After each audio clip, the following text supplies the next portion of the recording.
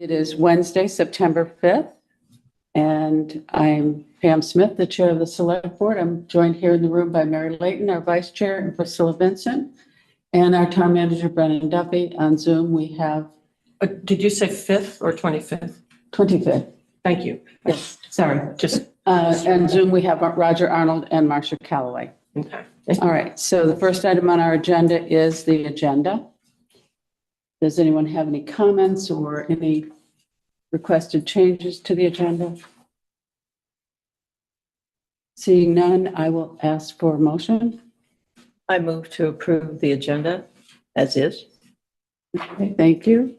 Is there a second? I'll second it. Thank you. Okay. Mary, how do you vote? I vote yes. Priscilla? Yes. Marcia? Is she muted? Marcia, you're muted. You're muted, Marcia. No as to two. All right, and Roger, how do you vote? Yes. All right, and I'm a yes, so 4 yes, 1 no. Okay. Next item is the chair's report. During the past month, or since the last meeting, I should say, I met with the town manager's office on the agenda. On September 18th, I attended the VLCT webinar on municipal budgeting. And today I attended the VLCT legal lunch with the topic animal control. So that is the extent of my report. Animal control is a big thing these days in the news. Yes. Okay, number 3, public comments for items not on the agenda. Are there any public comments? All right, seeing none, we'll move on to number 4, receipt of correspondence.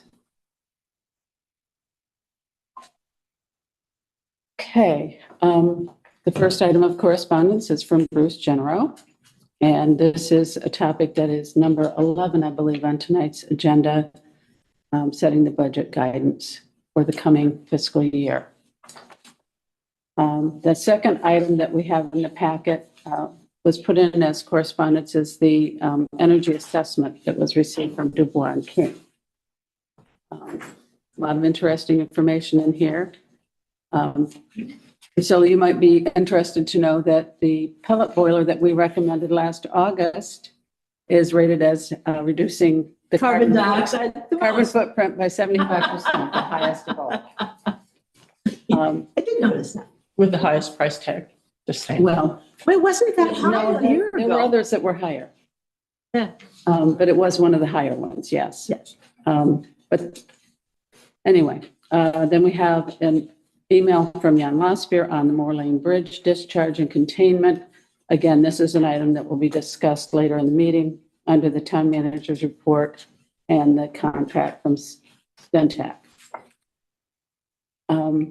We have a notice from the DRB that there'll be a public hearing on October 3rd at 7 p.m. for conditional use review of an application by the Norwich Community Collaborative. The project proposes to add an addition to the rear of the building.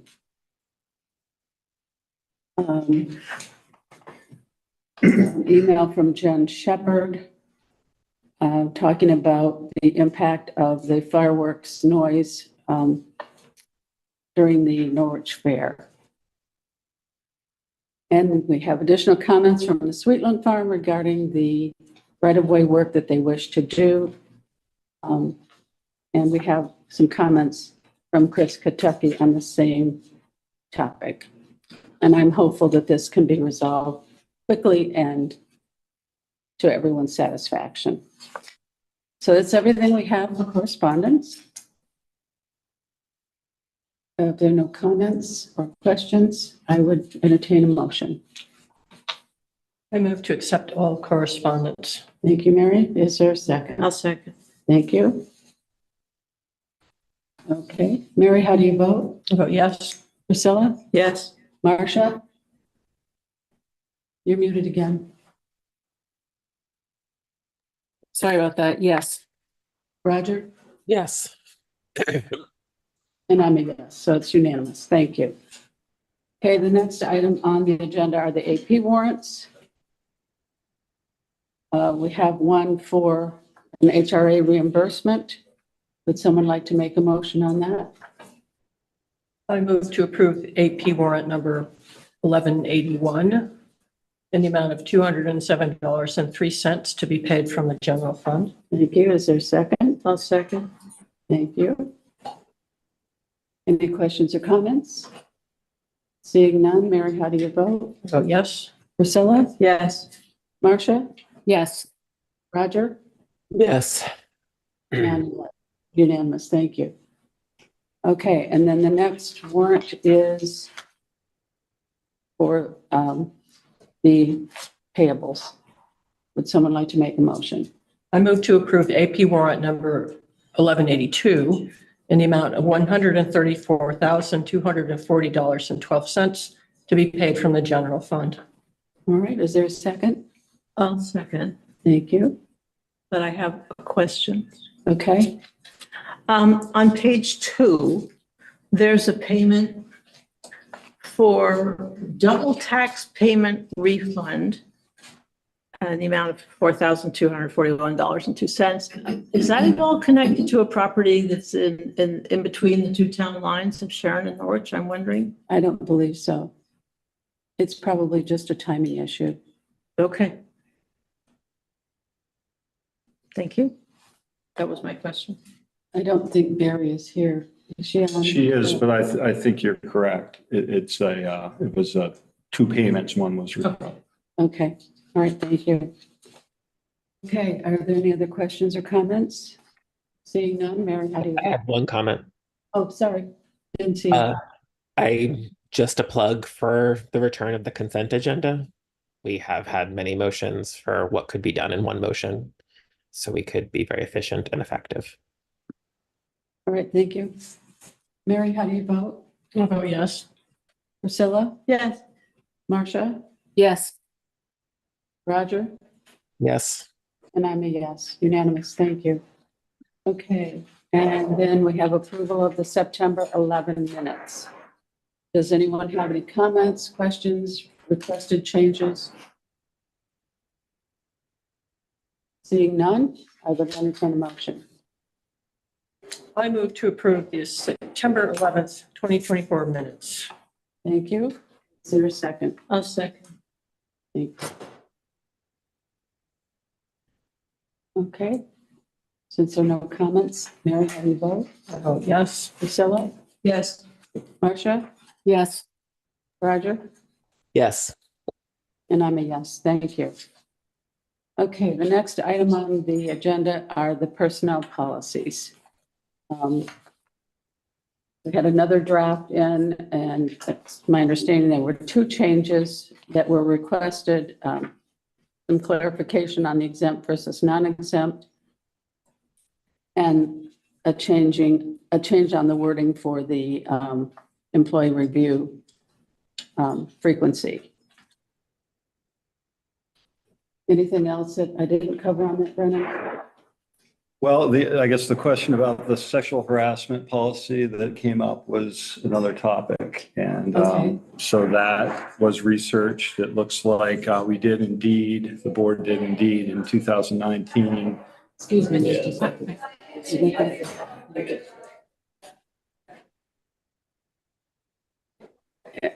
A little hard to hear, sorry. Yeah, that's fine. So for Roger's memorandum request, we did look back. It looks like a standalone policy was adopted back in 2019. And that has been running concurrently with an existing sexual harassment policy and the existing personnel policy. So they are very similar as far as what is being considered there in the policy. And unfortunately, our attorney has been out on extended vacation here. So we really have not had a chance to have him look at this and offer an opinion from a legal standpoint. But to me, layperson, I feel like we don't want to have two, concurrent policies on the same issue. And that what's being proposed in the updated policy encompasses everything that was in the 2019 and even has a couple kind of updates on kind of topical changes. So that's where we stand on that. Okay. All right, any questions? Roger, go ahead. Yeah, just to be clear, what I had been told, which is not necessarily the truth or what we need to do, is that towns were required either because of a best practice or legal reason to have a standalone sexual harassment policy. Seems like that question has not been verified, or if it's It already is. been verified, I don't understand why we're rescinding it until we know the answer to that question. So that was, I guess, my point is we have not received legal counsel on that. In our research, it looks like we are required to have a existing sexual harassment policy for the town. I couldn't find, and Miranda looked as well, we couldn't find anything that said it needs to be standalone, like it could not be part of the personnel policy. So that's where we are, again, without having the ability to have a attorney bless that. So we might not want to rescind, or we might want to hold again if this is going to be a concern.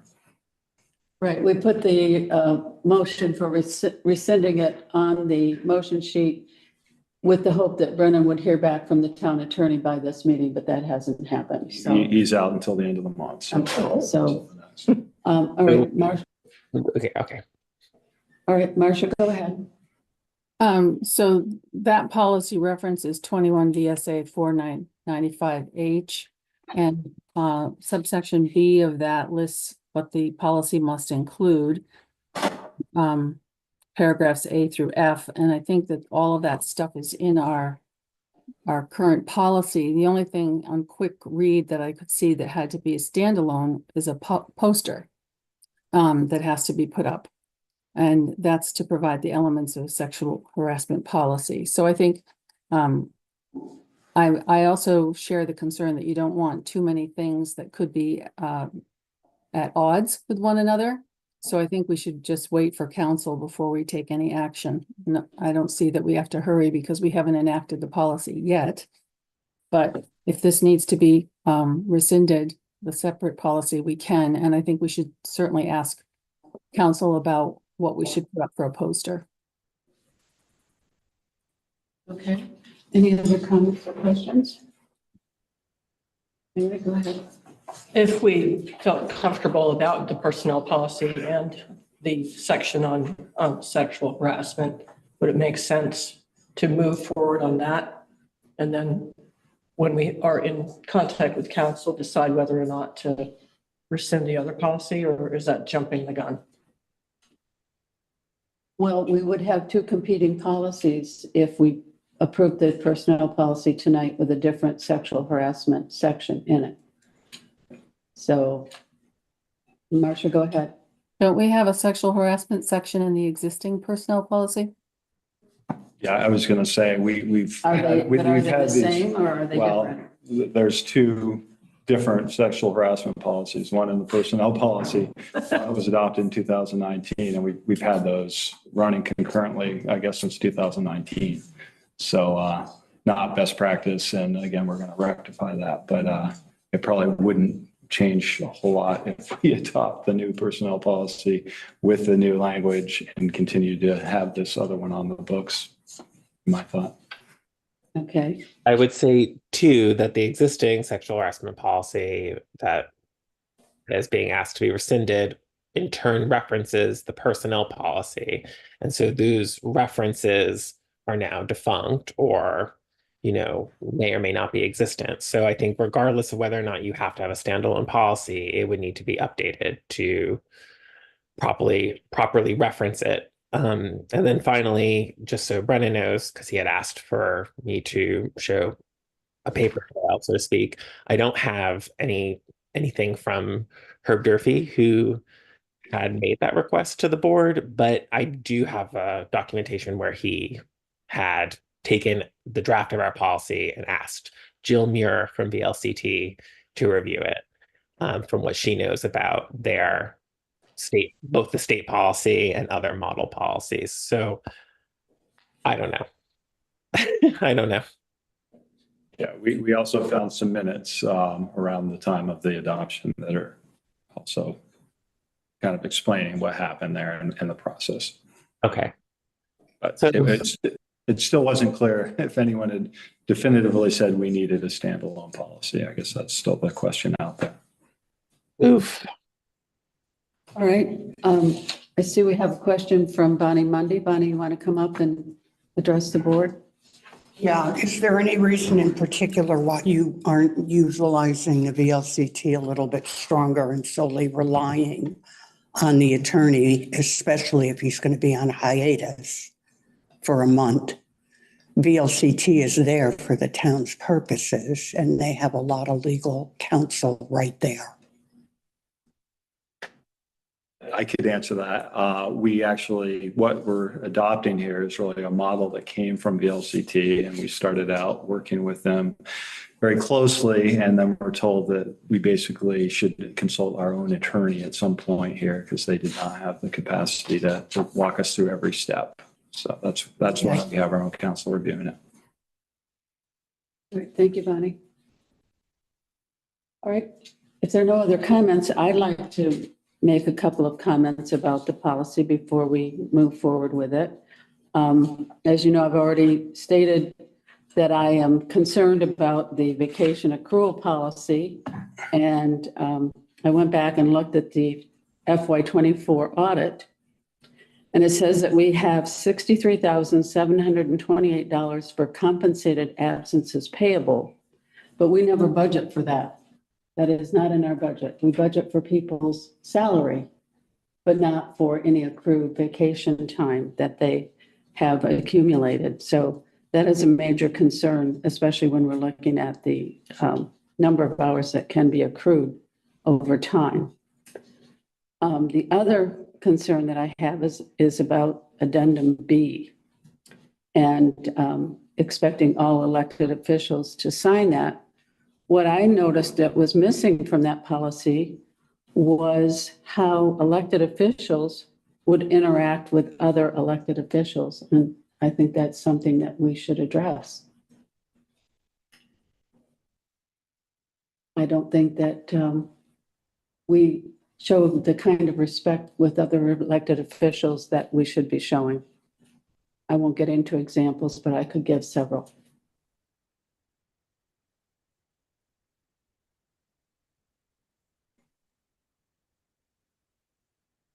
Okay. So I can make some comments that I have been clear. I asked these questions to Brendan in advance of the meeting, so I don't know, but I think they're worth maybe bringing to everyone's attention, if that's okay. So the personnel policy doesn't like codify or specify the outcome of a successful performance review, which Brendan confirmed is correct. So for example, it doesn't state that you will see a step increase or a COLA increase pending a successful performance review. The personnel policies don't define that.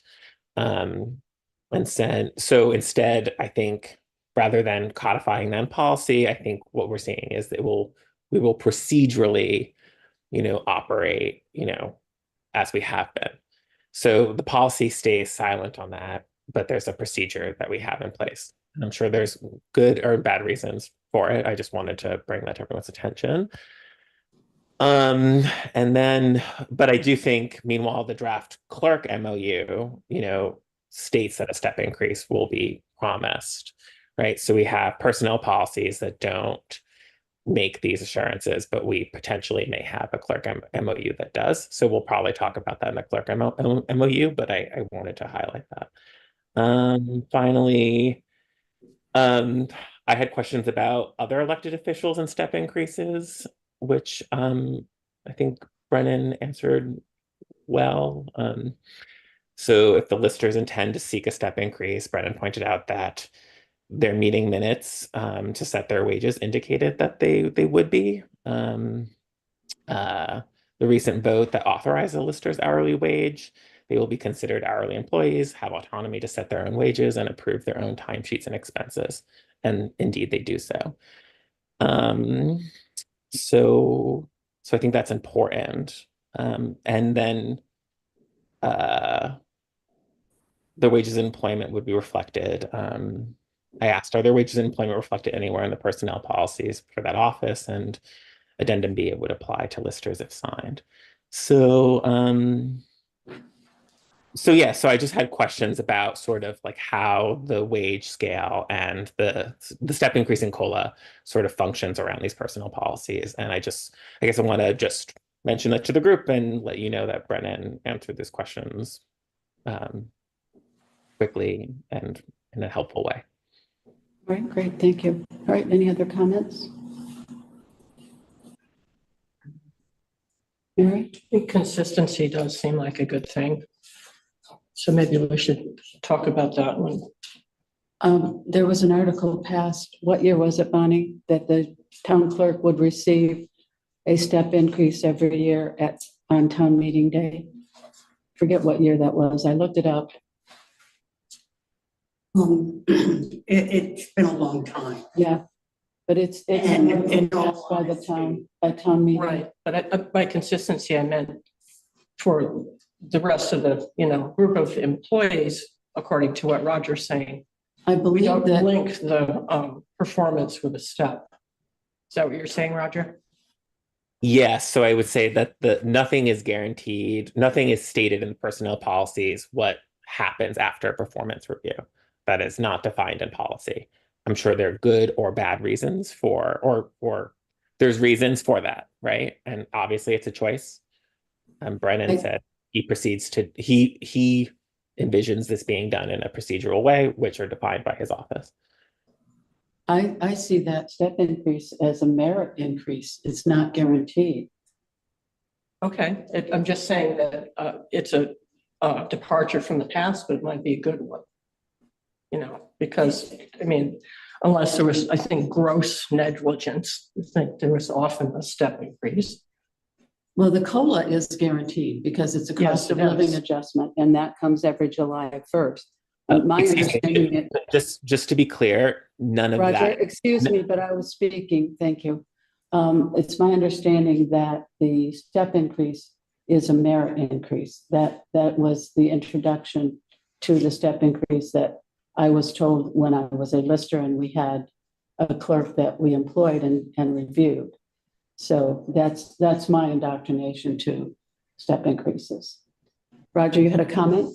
The personnel policies do not define any of this. So what you're speaking to is current practice, a procedure, and that may be fine, but the agenda item is personnel policies, and I'm letting you know COLA and step increases are not defined in the personnel policies. Meanwhile, an MOU for one elected official tonight, step increase is a part of their guarantees. So I'm just presenting this and as a difference. And the reason it's in the town clerk's MOU is because it was voted at town meeting that is when the town clerk would receive a step increase. That's not Guaranteed, true. automatic. Not true. That's the way I read the article. No, because my step increases came in July with my date of hire. But there's an article saying that the town clerk would receive a step increase on town meeting day every year. Yes, and depending on where you started in your steps, I happen to have started at a very low level. So it would have taken me twice to three times as long to get up to a natural point where that's not the case now. So I'm actually here about the MOU. Okay. Marcia, go ahead. So I'm happy with this personnel policy as drafted, and I'd be willing to move forward with it. All right, thank you. Mary, you had a comment? Yes, I'm thinking our union members would have a guaranteed COLA and step. Isn't that correct? I don't know the answer to so. that. Yes, because there's a contract. Yes, it's a contract. It's a contract, but But you're talking about the consistency. just consistency. How do we, Right. Marcia, your hand's still up. Did you have another comment? No, it's a new hand. I do. So Okay. we're talking about the personnel policy right now, which is different from the MOU. That's the next agenda item. Right. So I understand that there's a distinction between the two, and there's also an interrelation, and we've also got the union contract. All of those are in the employment milieu, but I think we have to sort of think about this document. And as to this document, I'm not sure that we need to address anything else from my perspective. I think it's fine. All right, thank you. Roger? Yeah, so what I had shared with Brennan in a message was, because the policy does not define a COLA or a step increase as a result of a performance review, it may be appropriate to look at the wage scale and the COLA increase and find some other way to codify that, rather than just, sort of silently acknowledging that we're going to just do sort of the status quo, what we're existing. We should be transparent and do it at once. His recommendation to me, which sounds like I think most of the board would agree with, was you take that on. That's a separate issue and it should not hold up the personnel policies. But I do think policies are for people, and in this case, the employees, and we should take that on for full transparency, right? So like everybody has all the information they need to work in the town of Norwich. So that's all. So again, this should have been discussed earlier, but it was discussed in an email and it was good information. So I just wanted to bring it up here, and I'm done. Okay, Mary, go ahead. I'm a little concerned that if it's not explicitly stated, that if we had a tough budget year, we could just strip away everybody's step increase and COLA, or there would be discretion to do that. Yes. So I'm a little uncomfortable with that. Not with the MOU if you sign it as it is. No, I'm talking about the personnel policy. So it would leave the employees that are not unionized or don't have an MOU kind of hung out to dry. I don't think that's a good way to treat people. Just saying it could be a result of leaving it undefined. So that's kind of makes me a little uncomfortable. I'm glad you brought it up, Roger, with that close reading.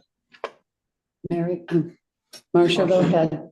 Yeah, so, yeah, I'm glad you brought it up too, Roger, but you're not, just a quick question for Roger, you're not saying codify anything in here.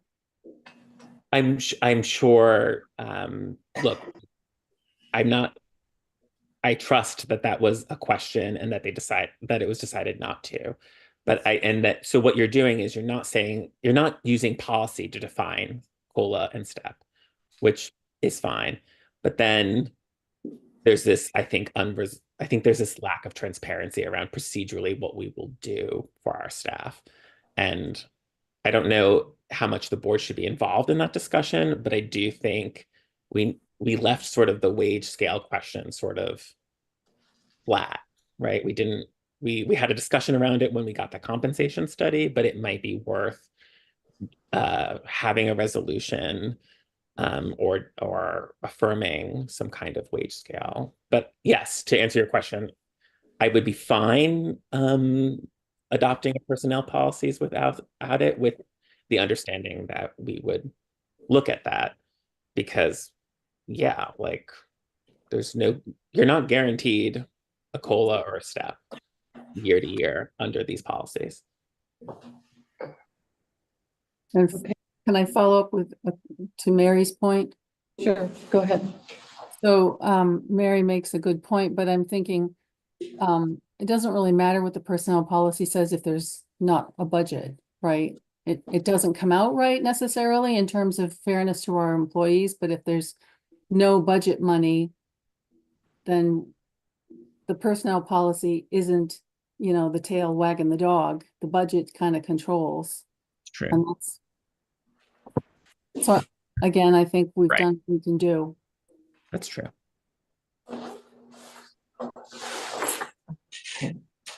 Priscilla, go ahead.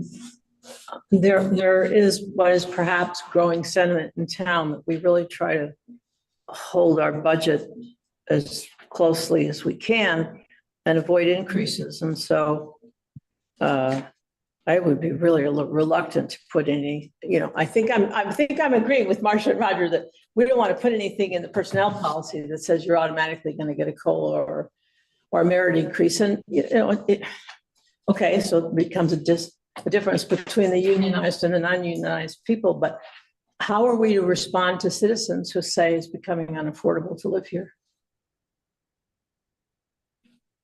Mary, go ahead. I think you also do need to have people who will do the work to keep the town going. And if we're getting kind of a chilling effect of we don't take care of our people, that's not a good practice to get going either. Especially if our roads, keeping our roads open so people can go to work, go to school, earn the money to pay the taxes. You have to retain your employees, so you're not going to have a town. Right, but my thinking that step increases or merit increases is an incentive for an employee to do a good job. Well, it's saying they're not now. I didn't say they weren't, but I'm just saying continued good performance means that when you're up for review, you have a very high likelihood of getting that step increase because you received a positive review for positive work. Well, unless we don't codify it and, we have a tight budget and we just say, sorry, you did a great job this year, but can't pay you. I think that would be kind of crummy. I've had that happen before. Well, I mean, Yeah, some of us that's- work because we love the work and others work, they do a good job and they need the money and maybe it's wrong for them to expect that if they do a good job, they won't get compensated. I don't know. It's just, Right. there's a little balance there, I think. Yeah, There's a balance, right? there is. Yeah. I'd like to hear from Brennan. He's been very quiet over there and What would you like to hear from me, Pam? what's your thinking about the step increases? Do you see It it is as? a procedural process where with a satisfactory review, you receive a stepped increase on the Okay, anniversary. so it is kind of merit-based. If it's a satisfactory review, Yes. that you get. If it's unsatisfactory, you would not necessarily receive the step increase. And there is even the possibility of a brief probationary period until performance improves, right? I mean, that's also in the policy that you could be put on probation. Well, I think everyone So- is when they first show up. right? I think, given Brennan's answer, what we have in the policy is probably sufficient. So can I? Sure, go ahead. My only question, I think my point is, I don't think it should be left to solely a town manager to make that decision, right? They also materially benefit from such a decision. And at the same time, it shouldn't be left to a budget process from year to year. That's not fair either. So, which is why there should be like I think if it's procedural, let's just have a separate conversation about that wage scale and that COLA increase. And then as in terms of what they should be set as, and then the town manager can administer that procedurally as they choose.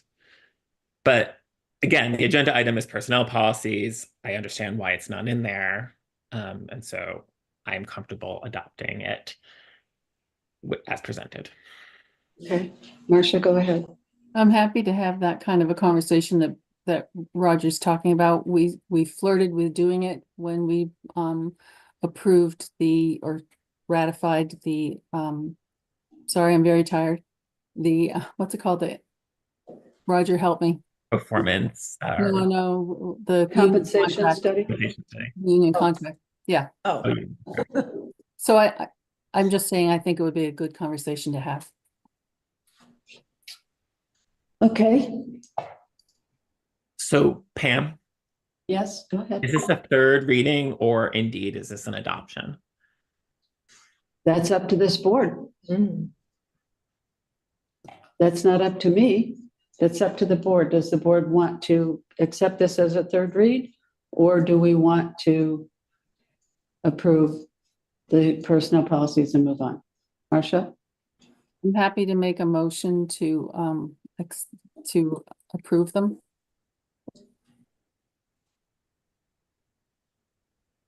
Okay, well, if you want to make the motion, we can certainly act on the motion. Okay. I move to approve the personnel policies as drafted with the understanding that there will be, well, should I leave out the sexual harassment policy? That's kind of presented with this, but it's not really with this. So I could say with the understanding that the separate sexual harassment policy will be discussed with council. I mean, Marcia, you might choose to adopt the policy with an effective date, which would give Brennan more time to research that question. I don't know. That's just a suggestion. And then put in an addendum. We might not need an addendum because the policy, we might just need to rescind the sexual harassment policy. I think I'll keep it simple and everybody can vote to see what they think or. Can you say it again, please, Marcia? I move to adopt the personnel policy as drafted. Okay, that's it. That's it. Okay. All right, we have a motion. Is there a second? A second. Thank you. Okay. If there's no further discussion, I'll call for the vote. Mary, how do you vote? I vote no. Priscilla, how do you vote? No. Marcia? Yes. Roger? Yes. And I'm a no. Motion fails. So where do we go from here?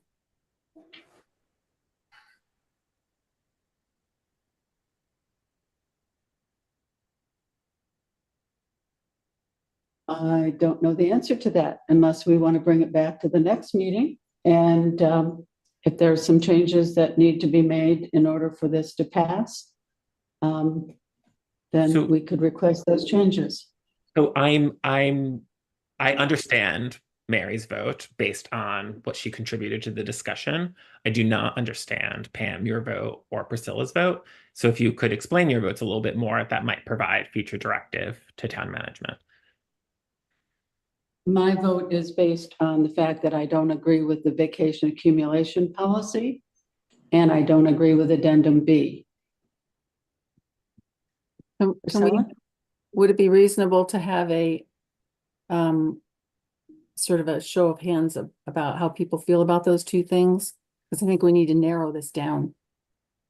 Well, we haven't heard from Priscilla yet, so let's hear why Priscilla. I don't feel the vacation accrual policy has been sorted out at all. I'm not very happy with it the way it is now.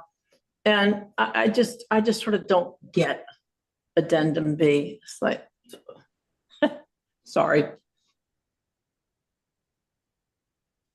Okay, so those are two issues that Priscilla and I share, and Mary's is on the step increase and the COLA.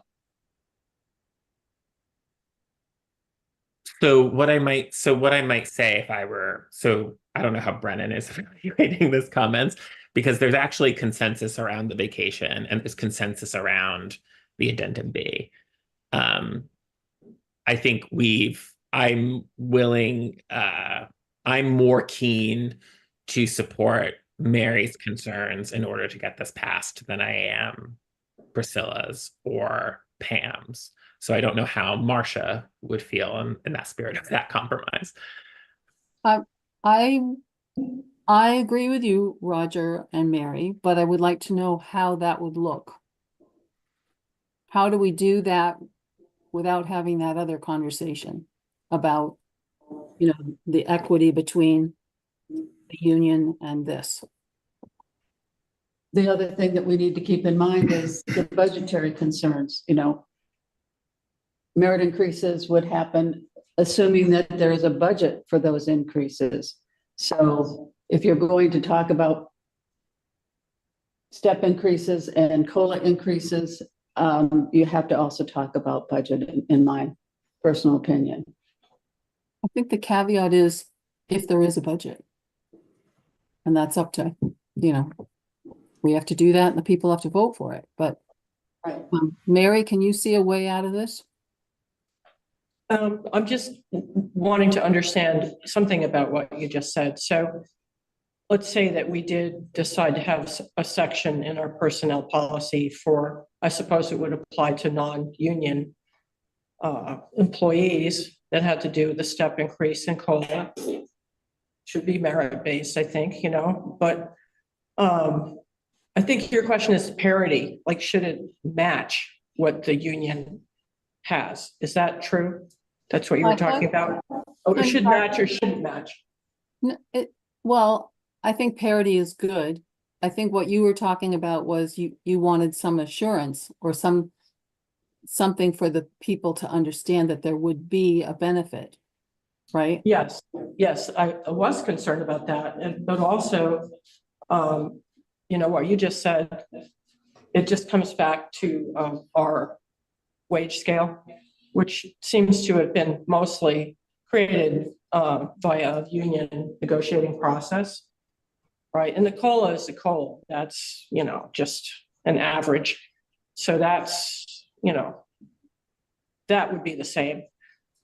So are you suggesting that we might need to have a different, if we did have a step increase, it could be higher or lower or non-existent at the discretion of the town manager or with input from us? I mean, I'm not sure how it would work. I'm not sure either. I was just trying to say that that I understood what you were saying, but I don't know how we would build it into this document. And maybe I saw Brennan had his hand up. Yeah.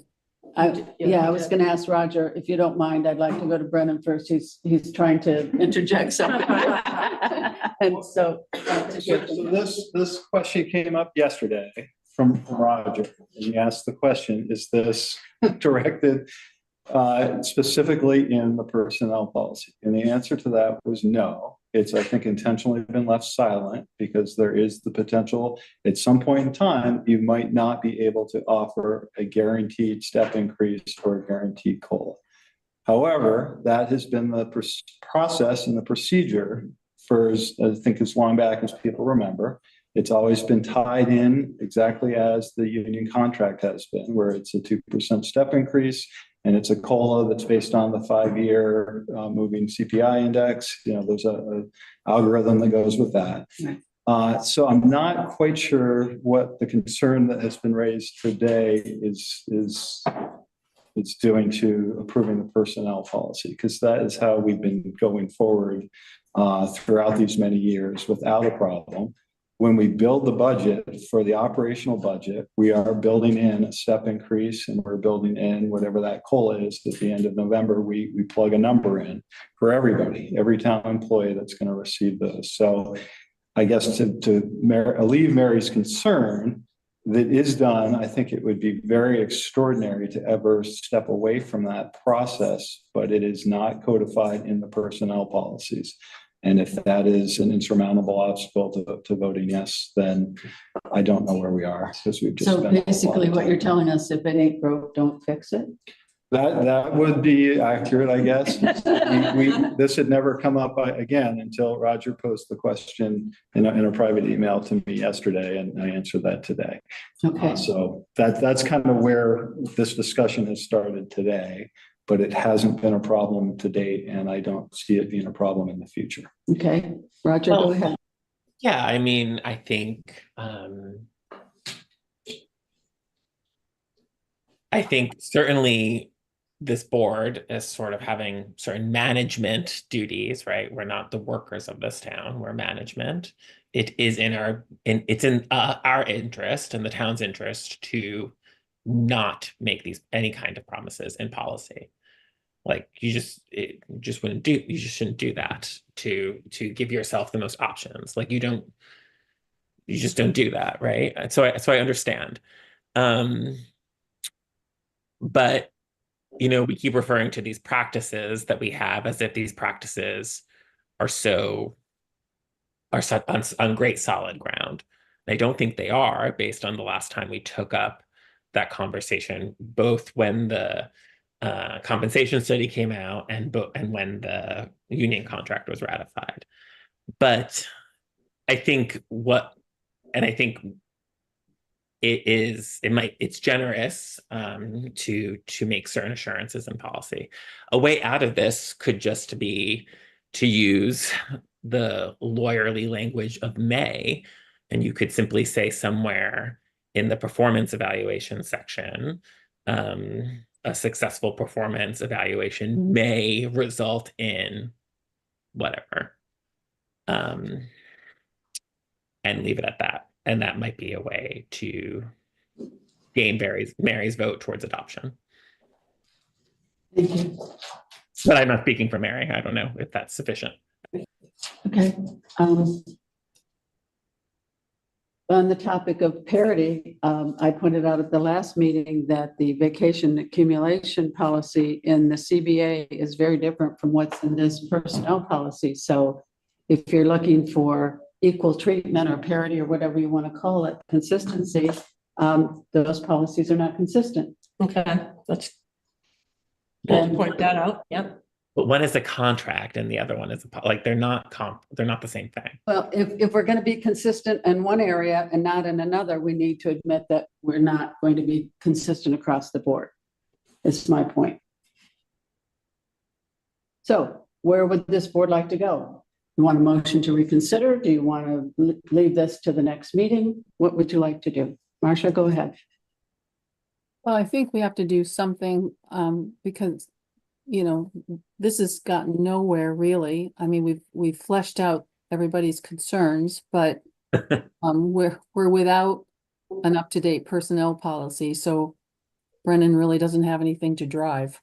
And I think we need to just recognize what this thing is supposed to do and that it can't do everything. I think that the vacation policy accumulation is less than it used to be. So I think that's a good, fair thing. I think that addendum B is not harmful. It's just saying we're all in this boat together and that we're all going to do the things that we value, including follow the law. Some of it you could say everybody has to follow the law, but that's ridiculous because they do have to follow the law. But it's saying we expect certain things which are not egregious. So, and I think that when you start trying to classify too much, you get into problems. And so to the extent that section 14, the performance evaluation, allows, you know, the supervisor to be in the process and gives the employee the right to respond, there's, I think, enough protections there that if we end up with a year when we just don't have the money and we can't do what we would normally do, like other organizations of which I am familiar, you just don't do it. You do it in another year, right? So I think that there's only so much we can do with this. And if there isn't anything that we can agree on tonight, we have to tell Brennan what it is we want him to try and accomplish. All right, thank you. Priscilla, go ahead. Well, I'm reminded of this radical idea, which many years ago we actually had, where the town did not have to vote the entire budget up and down. The budget was broken down into some sections, and you can say, yes, I'm very happy with what we want to spend here, but I think that this part is out of line. Now, it's a tricky thing to decide how would we chop up the budget to, you know, if we were to do this. It's a way of providing feedback, and it's just sort of not the nuclear option that, you know, the whole town budget goes down, even if you're really unhappy about some part, you know, or you hold your nose and vote for it. And I kind of wish that when we get into budget deliberations, we could talk about maybe making the budget into some pieces. And again, at the moment, I don't know how we piece it out, so that people could indicate the parts that they were happy with and the parts that they were not. And we used to do this. long time ago. The budget was not one monolith. Right. I'm aware of that. Can I say something? Roger, go ahead. So can we go back to so again, like, the agenda item is personnel policies. So going back to the question of vacation accrual, can Pam or Priscilla restate their concern? Because, accruing 10 vacation days within your first 0 to 3 years is not radical, I assure you. And like, I would say 15 days is actually the generous, vacation leave. So why is 10 days a problem? Is it the carried over of vacation? Like, can you state your concerns? Because I don't see how it is overly generous. Okay, I will tell you again. Page 26 of the FY24 audit reflects $63,728 for compensated absences payable. We do not budget for that. If somebody decides that they're going to start stockpiling vacation days, let's say they get 10 and they take 7, and every year they save 3 days and they're here for a number of years. At the end, when they resign or retire or whatever reason they leave, they've got a nice little pot of gold that they asked the town to pay to them, and we have not budgeted for that. That's my problem with having the ability to accumulate up to 400 hours of vacation time that you can cash out when you leave. So Take the elephant out of the room and say you're upset because my time was bought out. I understand that. I have a lot of time. Please don't I'm sorry. interject when you're not called on. Thank you. Marcia, go ahead. I think the audit's talking about things that happened in the past, and the vacation leave here is that we're discussing would be new stuff.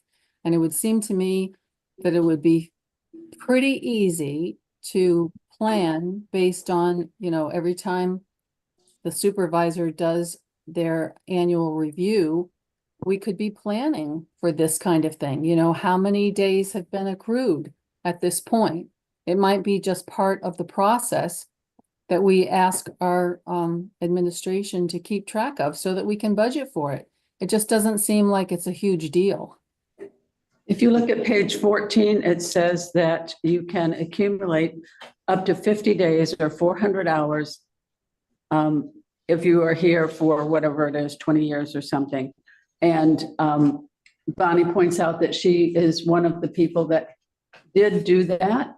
And that has brought to my attention the fact that while I don't have a problem with what has happened, I have a problem with the fact that we didn't budget for it when we knew she had told us she was going to be retiring at the end of her next term, and there was no budget plan for that payment of the accumulated vacation time that was on the books. And so that is my big issue, is the budget. We don't budget for these payouts. When the auditors tell us every year how much money is there in vacation, compensated absences payable. It's in the budget, in the audit every year. And it's usually right around $60,000, $70,000. And we have no budget for it. But we could. yes. So can I? Roger, go ahead. So what if I said, thank you for floating that concern. I agree that after we adopt these policies, we should look at that during budget season. Because I think the other concern I might say is you might be saving for it or budgeting for it appropriately but that you might actually just create another opportunity for surplus. And so then you're potentially taxing citizens on something that we might not actually need. But nonetheless, I do think it is a legitimate concern. So thank you, Priscilla and Pam, for floating it. And we should consider budgeting for it. And I would hope that that would alleviate your concerns enough to be willing to pass this otherwise good policy. Yeah, I think there should be a reserve fund that we set aside for this kind of accumulation of time. If we're not going to do a use it and lose it or lose it policy on vacation accruals. That's the practice in many, many businesses, and apparently it's not one that we practice here. So we should plan accordingly monetarily for that. Can I call something to you? All right, Bonnie has been anxious to say something. Bonnie, do you want to come up?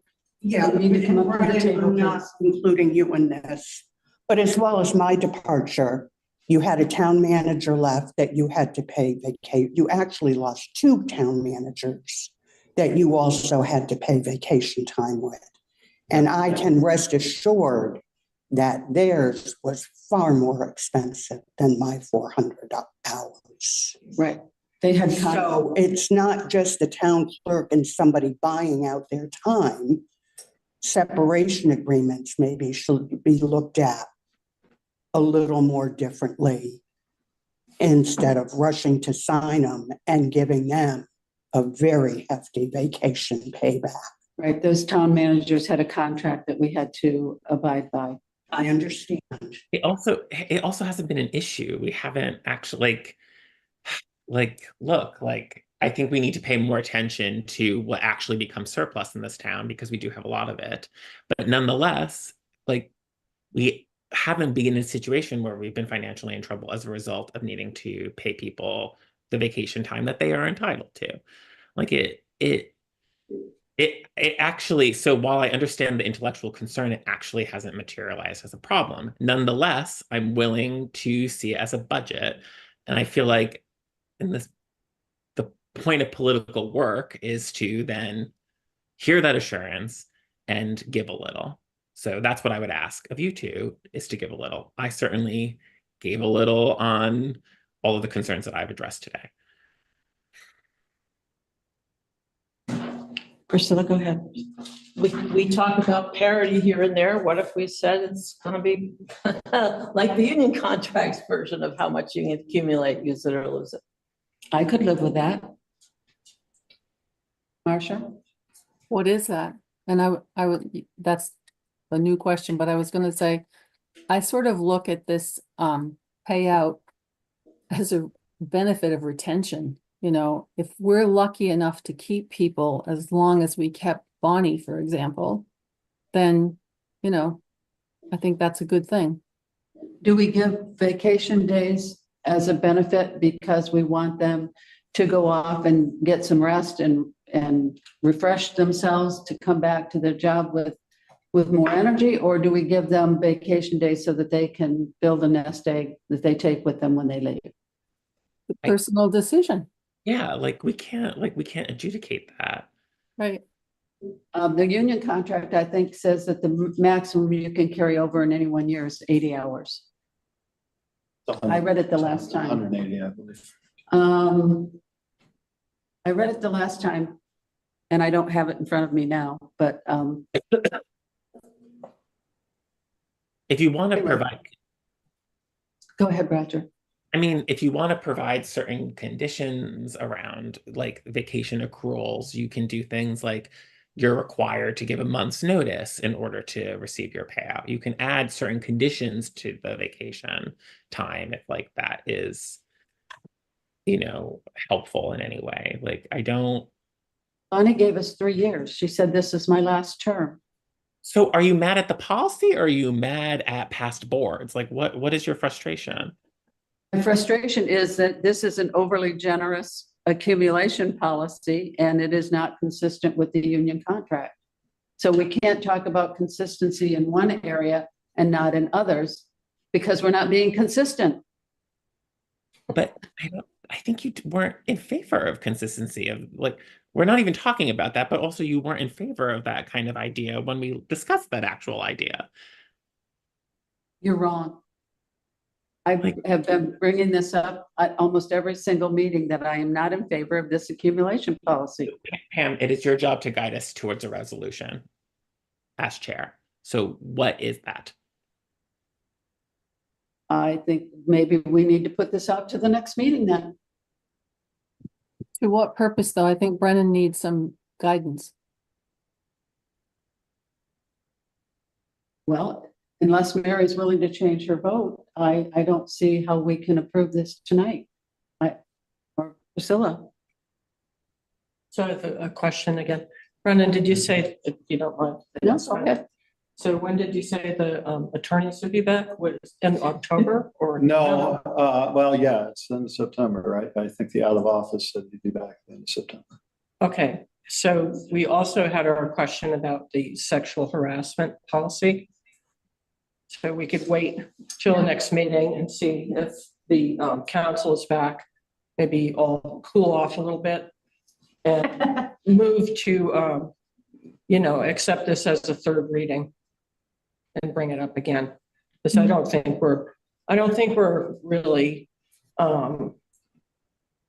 we're sort of shooting holes in the boat, Yeah, exactly. like sinking it right now. And I don't think it's right. A lot of work has gone into this. So I move to accept or the third read of the personnel policy. Okay, Second, thank you. Thank you. All right, Mary, how do you vote? I vote yes. Priscilla, how do you vote? I vote yes. Marcia? yes, Roger? Yes. And I'm a yes, unanimous. It's the third read. We will take this up at the next meeting when we hopefully will have some information back from town council. Okay. Yeah, may I? before Yes, you go on? certainly. So I just want to alert the board. I have a thread going on in the chat with Chris Polanczynski, who is complaining that he was not able to make public comments and had arrived late into the waiting room and believes he was here timely, I guess. All I can say is when his name appeared in the waiting room, he was admitted. He's alleging he was here earlier and waiting there. So I just want to make people aware of that. Okay. Would the board like to hear from Chris Polanczynski? I will take a show of hands. Who would like to hear from Chris under public comments?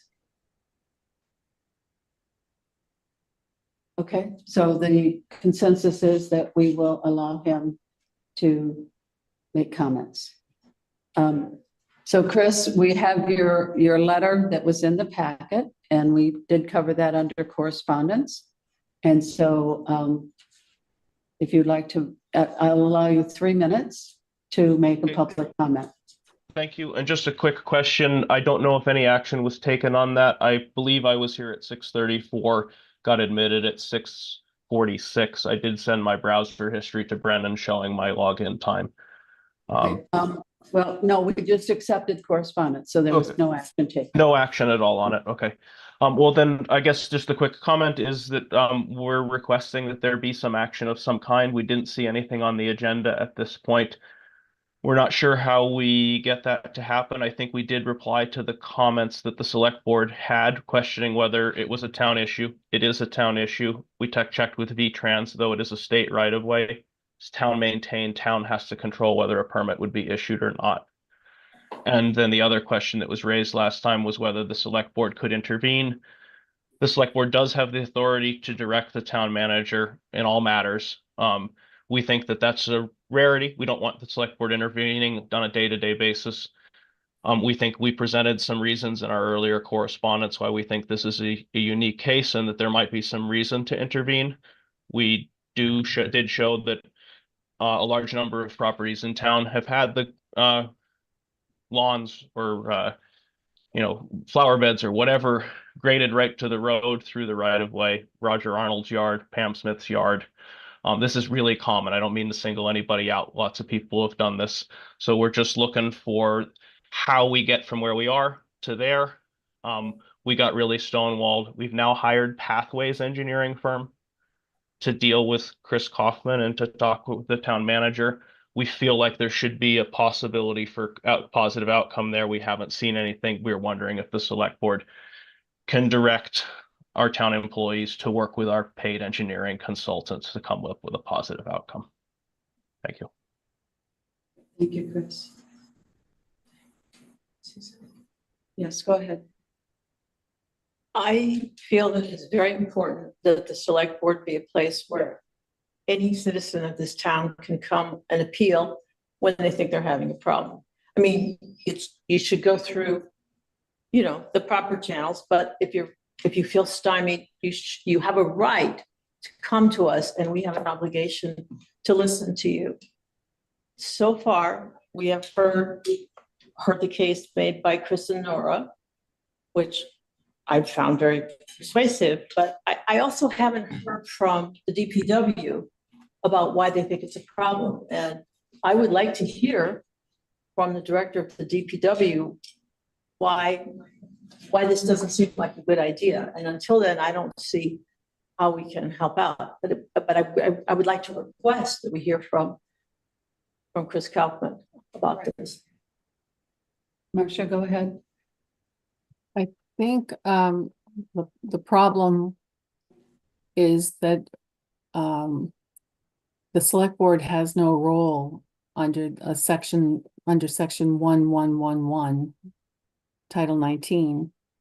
And so, I understood this was what council agreed, and we just can't do anything about it. This is up to the administration of the town.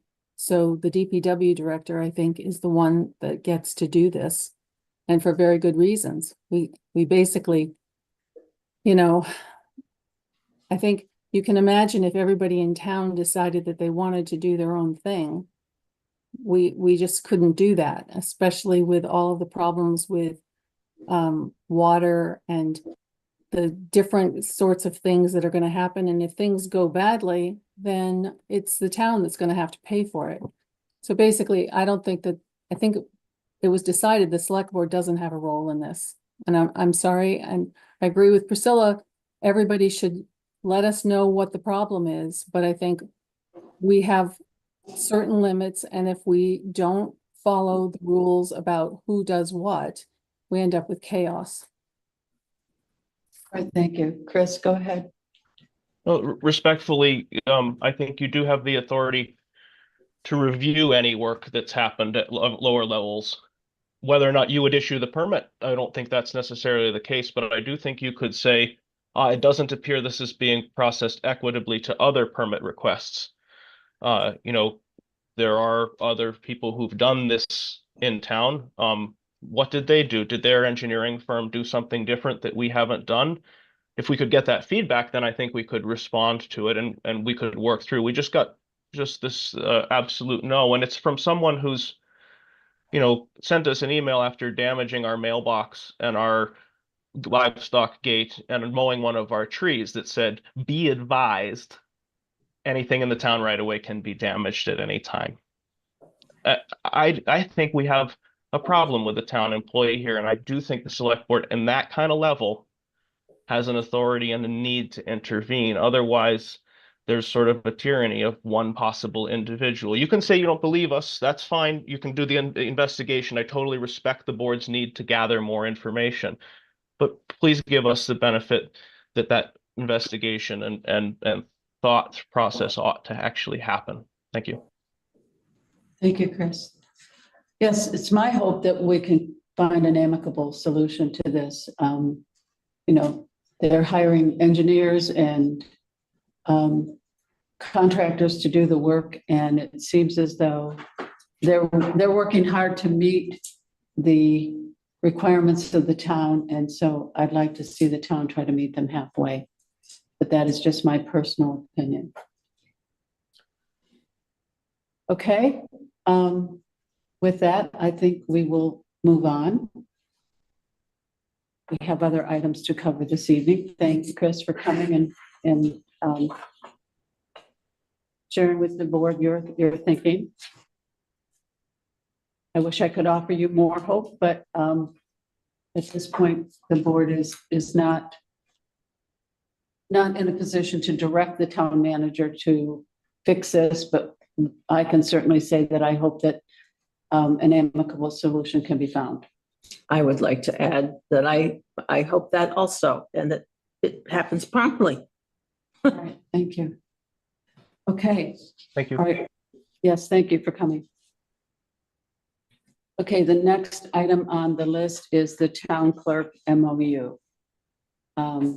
We have a packet from the town clerk with her requested MOU and some supporting documentation from the previous town clerk and town clerks from other towns.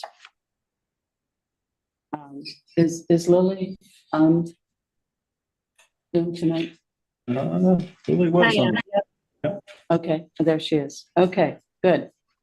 All right, so we have the MOU, we have all of the documentation. I'm sure everyone's had a chance to read it.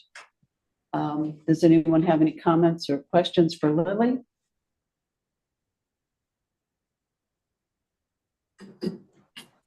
Marcia, go ahead.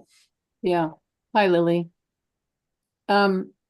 Basically, I was kind of surprised about the difference between the memorandum of understanding that we had the board made with Bonnie versus this one, and the large number of sections in, I mean, there's like, I don't know, over a dozen sections that the current proposed MOU says won't apply to the town clerk. And I guess I'm a little confused about, you know, like some of them just don't seem, I just don't see why there's a subset, a very small subset that the town clerk says they will agree to have applied to them. And I'm also a little concerned about how the assistant gets to ask for leaves or, you know, it almost looks like federal or statutory benefits. I'm not sure how those would be seen by the supervisor, who is by statute the one who hires and would terminate that person. But there's a whole slew of other things that are protected by federal and statutory benefits that person should be allowed to access. And they wouldn't necessarily, that wouldn't necessarily, because of this awkward structure, be coming from the town clerk as supervisor. It would be coming from the town. So this is another one of those murky situations. And I just don't really understand, even though there's a bunch of other towns who have done this and it seems to be a recommended form. I'd like to know if town council has looked at this, and I wouldn't really be comfortable doing anything with it until they did. All right, thank you. Any other comments from the board? I'm assuming town council, being away, has not looked at it at all. Town council has not reviewed this anyway. Okay, Yeah. Roger, go ahead. Yeah, that was my only question, like who in the town has, I don't know how agendas are formed anymore. I don't know how collaborative that is with Brendan's office. I don't know like how things are put into the packet. I don't know what level of review they have before they're put into the packet. So I would just say, like, has anyone other than Lily looked at this with a critical eye in the town of Norwich? That my question is to Brendan. I have reviewed what was sent to us and related to the agenda item. This was a request that came from the town clerk to put this onto the agenda. As a first read, I think it makes sense that this goes onto the agenda, and Pam had already placed it there on the agenda that we looked at on Thursday. So that's the reasoning for a first look at this. I think it would certainly be a requirement to get this through council before a motion was taken to approve it. But I think it makes sense to have it out there so people can consider it. So my preference in general, and I won't speak for anyone else, is I don't like that as a governance style. I don't want to talk about things for the sake of talking about them. I don't even really like first reads, ideally. I would like to have like the material with the benefit of analysis from the required parties and expertise, and then a clear ask of this body. That's what I like. And like instead we have like wide, like I don't want to speculate, about what isn't proper. I don't think that's fair to anyone, certainly not Lily. So like just putting that out there. I know that you have 5 people and you might not always have a clear directive, but I don't want that. So I don't know how much I can say about this until I have the benefit of some advice beyond the author, right? Like, that's all. This is on the agenda because it has been a past practice of this board to sign an MOU with the town clerk. And the town clerk asked me if she could submit an MOU that would be acceptable to her for the board's consideration. So I have granted that request. And I see Lily's hand is up, so I would like to hear from Lily. So if you read the supporting documentation that I gave you all, you can see that the MOU that I've submitted is largely a mashup of Bonnie's and then the VLCT model MOU for elected officials, written as Miranda had it, excluding the sections that she had in Addendum B. There's largely nothing new to it, but I would welcome whatever feedback council might have. I assume VLCT also consulted council, so that's pretty much all I have to say. I'm happy to answer any questions you might have. Okay, thank you, Lily. Priscilla? Can I propose that we push this to the next meeting and approve it tonight or have a motion to approve it as a first read, and then next time we meet, we'll have legal counsel? I mean, it seems like everybody would say we benefit from that, and then we vote on it then. That's a possibility, yes. Roger? So to me, that's fine. But like, I think, again, around process, we unearthed, lots of substantial issues of the personnel policies on the so-called third read, right? So I feel like when we have a first read, it creates the impression that there's like general agreement. And I just think you should just table this agenda item until we get what is required for that agenda item. Like, I'll do whatever people want, but like, first read suggests like a positive ascension, and that's not what I'm saying about this. So you can always vote no. I'm just fine. Just process. Go ahead.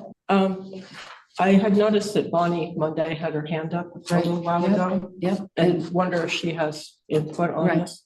Yep, and we And I'd typically like to hear take it. board comments first, so if there are no other board comments, then I will call on Bonnie.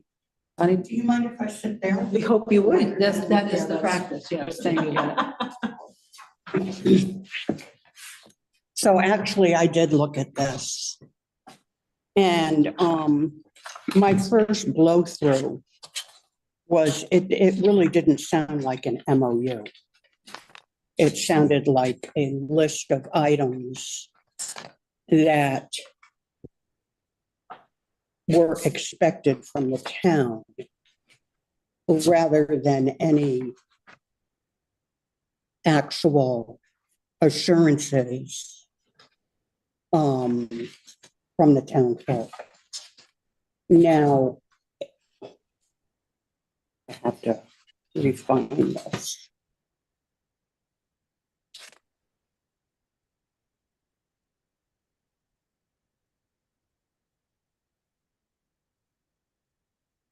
The one that was in here initially that she had signed last year. This place.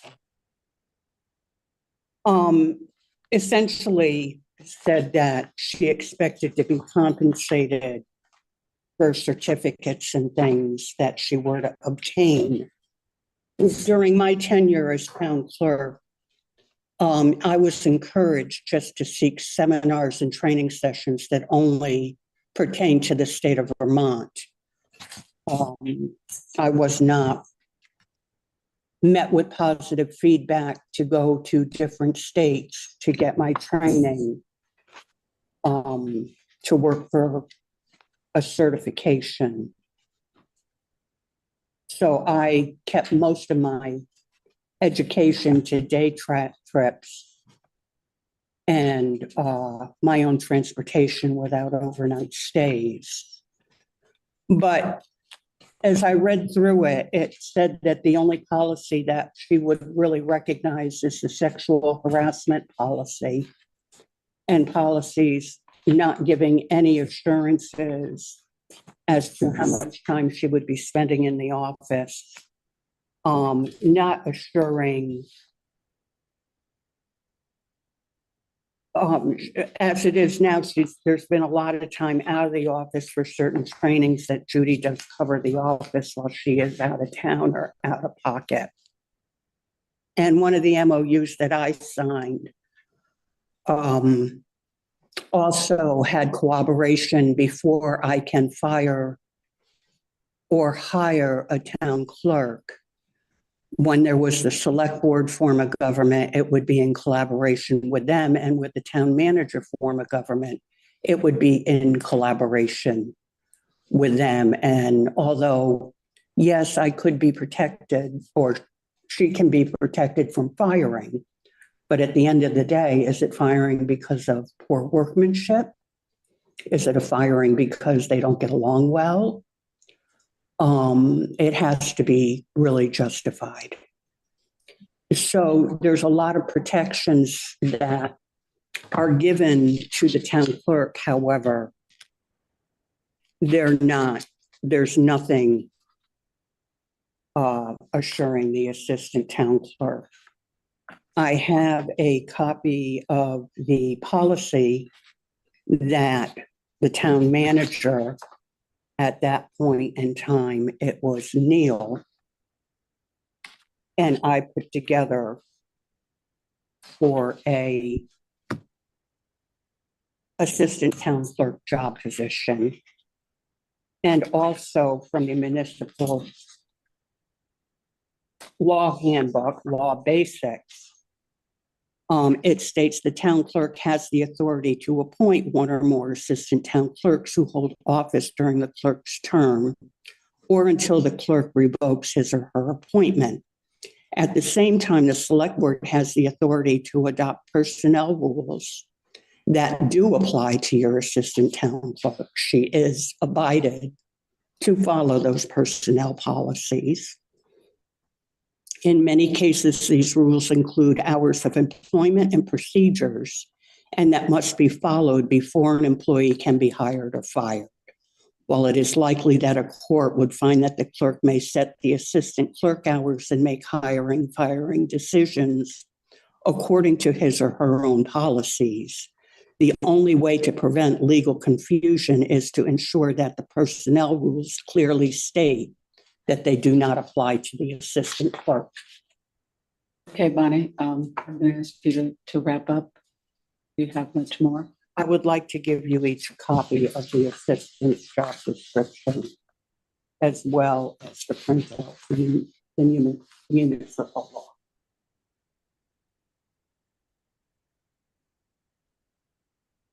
Bonnie, can you see that those go into our boxes?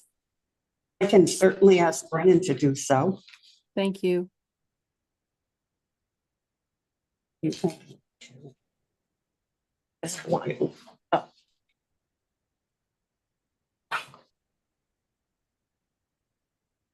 Thank you. Oops, careful. I know. Yeah. Bit of a booby trap there. Thank you.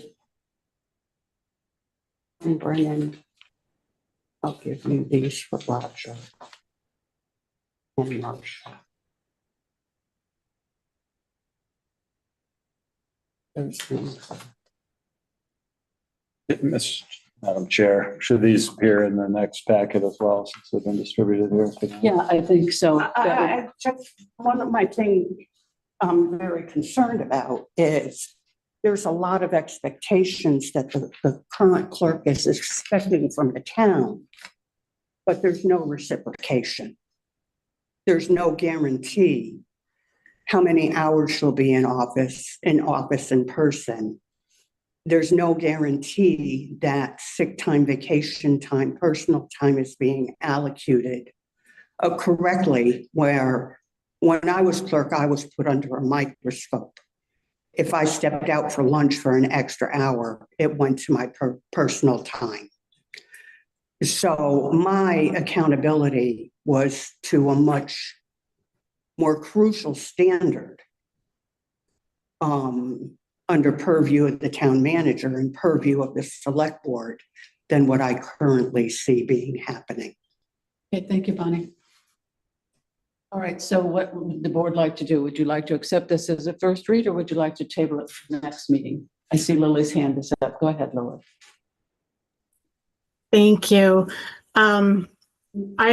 I want to say I'm sorry to Bonnie that the town didn't encourage her to do outside training, first of all, because I have found every conference that I've attended with municipal clerks from around New England to be incredibly useful for things that can apply to Vermont. As we move towards e-recording, as we move towards a wider view of the world, given that I am attending this from Nova Scotia on what was going to be a vacation week, but I have spent mostly working remotely because I can access almost all of my clerk software from wherever I am.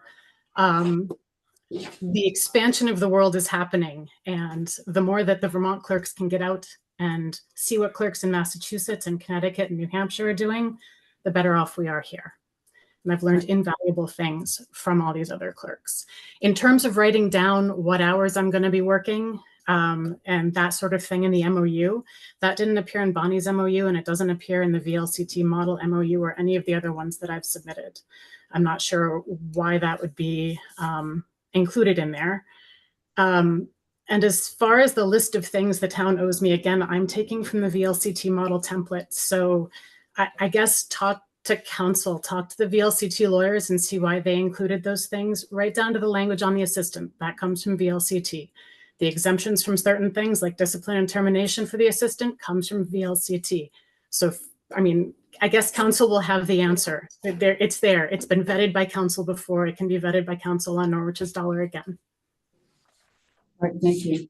Okay, so what would the board like to do? Table or accept this as a first read? I guess we'll just go with a show of hands. Who would like to do a first read on this?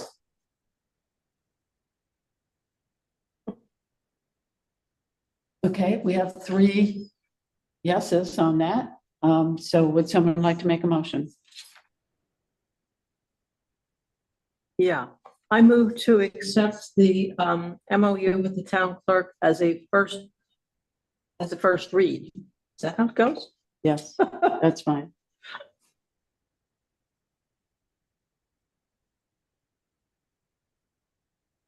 I'll second it. Thank you. Okay, give me just a second here. I'm jotting. Okay, so we have a motion on the table. If there are no further comments or questions, I'll call for the question. Mary, how do you vote? I vote yes. Priscilla? Yes. Marcia? I'm just concerned about Roger's question about what a first read means. So I'm going to say no, because I think it should be tabled until we hear from council. Okay, Roger? Yeah, I'll say no. All right, and I'm a yes. So we have 3 yes, 2 no. Motion passes for a first read. Can I ask a question about next steps? Yes. So I have some questions, like, do I send, given, do I send them to Brennan? Do I send them to Brennan and Lily? What is appropriate? So I was going to ask of the board, what is the directive of questions to council? What are we asking council to review, and what are we asking council to answer as far as outstanding questions? I think it might be helpful, if I may, for the board to come up with a consensus of what that is, as opposed to individuals with specific questions, kind of like what we did with the personnel policy. Because council's time is money, and I think we want to be as effective and efficient as we can in asking them to render whatever opinion it is we're going to ask them to render here. Okay, all right, thank you, Brennan. Marcia? Well, I I just kind of went through and I had a list that it looked like the MOU said, I'll agree to these things. And then I had a list of what was in the personnel policy that she wouldn't agree to. And so my question would be, are these two lists reasonable? Is that what is expected, that a memorandum of understanding from a town clerk with a board? I think that kind of gets to it. And also I'm just concerned about that murky business with how much does the assistant, who is not an elected official, but is hired and fired by the clerk, how much how much can the town clerk's MOU apply to her, to the assistant, in terms of not being eligible to take benefits or have the benefit of the personnel policy, the protections and benefit of the personnel policy? I'm just not clear about that. Yeah, so sorry. Roger, go ahead. So yeah, so similarly, like I agree that furthermore, in accordance with, and it says complete discretion in the appointment and revocation of appointment of assistants. Like, yeah, like I agree that's probably what Title 24, Chapter 35 says. But I guess, what is sort of the hiring and firing process looks like as it relates to the personnel policy, right? So like the question would be, what rights does an assistant clerk have to a performance review, right? To like everything that's outlined in the section on performance reviews, for example. So like it might just be as simple as, an understanding, right, that certain procedures will be followed, or else you might need an additional clarifying sentence. So I think that was a question I had. I don't know, like, again, step increase and CPI increase is codified in this policy, but we only have procedures, as we learned in this conversation earlier, for what that means. So I don't know how they would even be tied to anything that is not actually real. And then, I mean, yeah, I have like a list, but I think we tabled this till next time. I don't know. So I have a suggestion, which might be to invite our council to attend an executive session to talk about personnel policy at the next meeting, and then be able to really flesh out the concerns that I'm hearing, because I don't think these are going to be easily transferable to a yes, no, right or wrong legal question. These seem to be more nuanced, and I think it might be useful to have an actual conversation between the board and the council. All right, thank you. Marcia? I think that's an excellent idea, and I would like it to be like the personnel policies that we can discuss with them, as well as this MOU. That may be what you intended, but that's what I think would be helpful. I mean, if we're going to do that, I also have some questions as the personnel policies relate to the listers that Brennan, in the private email to him, such intrigue, agreed was ambiguous. So if we're doing that, if we got them on the Zoom, we could certainly break it into two different categories and have people ability to ask those questions. Yeah, and someone made, and I'm sorry, I'm speaking without my hand, but like someone in the audience made the point about, sadly, I doubt the effectiveness of the LCT on, these kinds of sessions. But I think what we're really talking about is how do the roles of elected officials like work in a workplace organization, right? Like, like how are they classified as employees? Like, they have this independent authority, but like, how do we, have an assurance of norms and expectations without, usurping that, statutory authority. So, I mean, sadly, it probably could be achieved by, some kind of independent agency providing, a webinar, but it seems like we make our own webinars in Norwich, so we should probably it'll be money well spent. Okay. Well, I guess at this point, we need to find out the availability of town council to meet with us. And if available for October 9, we will proceed with doing it at that time. If not, we'll have to see if council could be available for the second meeting in October. So I think I would like to leave it at that. If that is acceptable to everyone, I'd like to move on.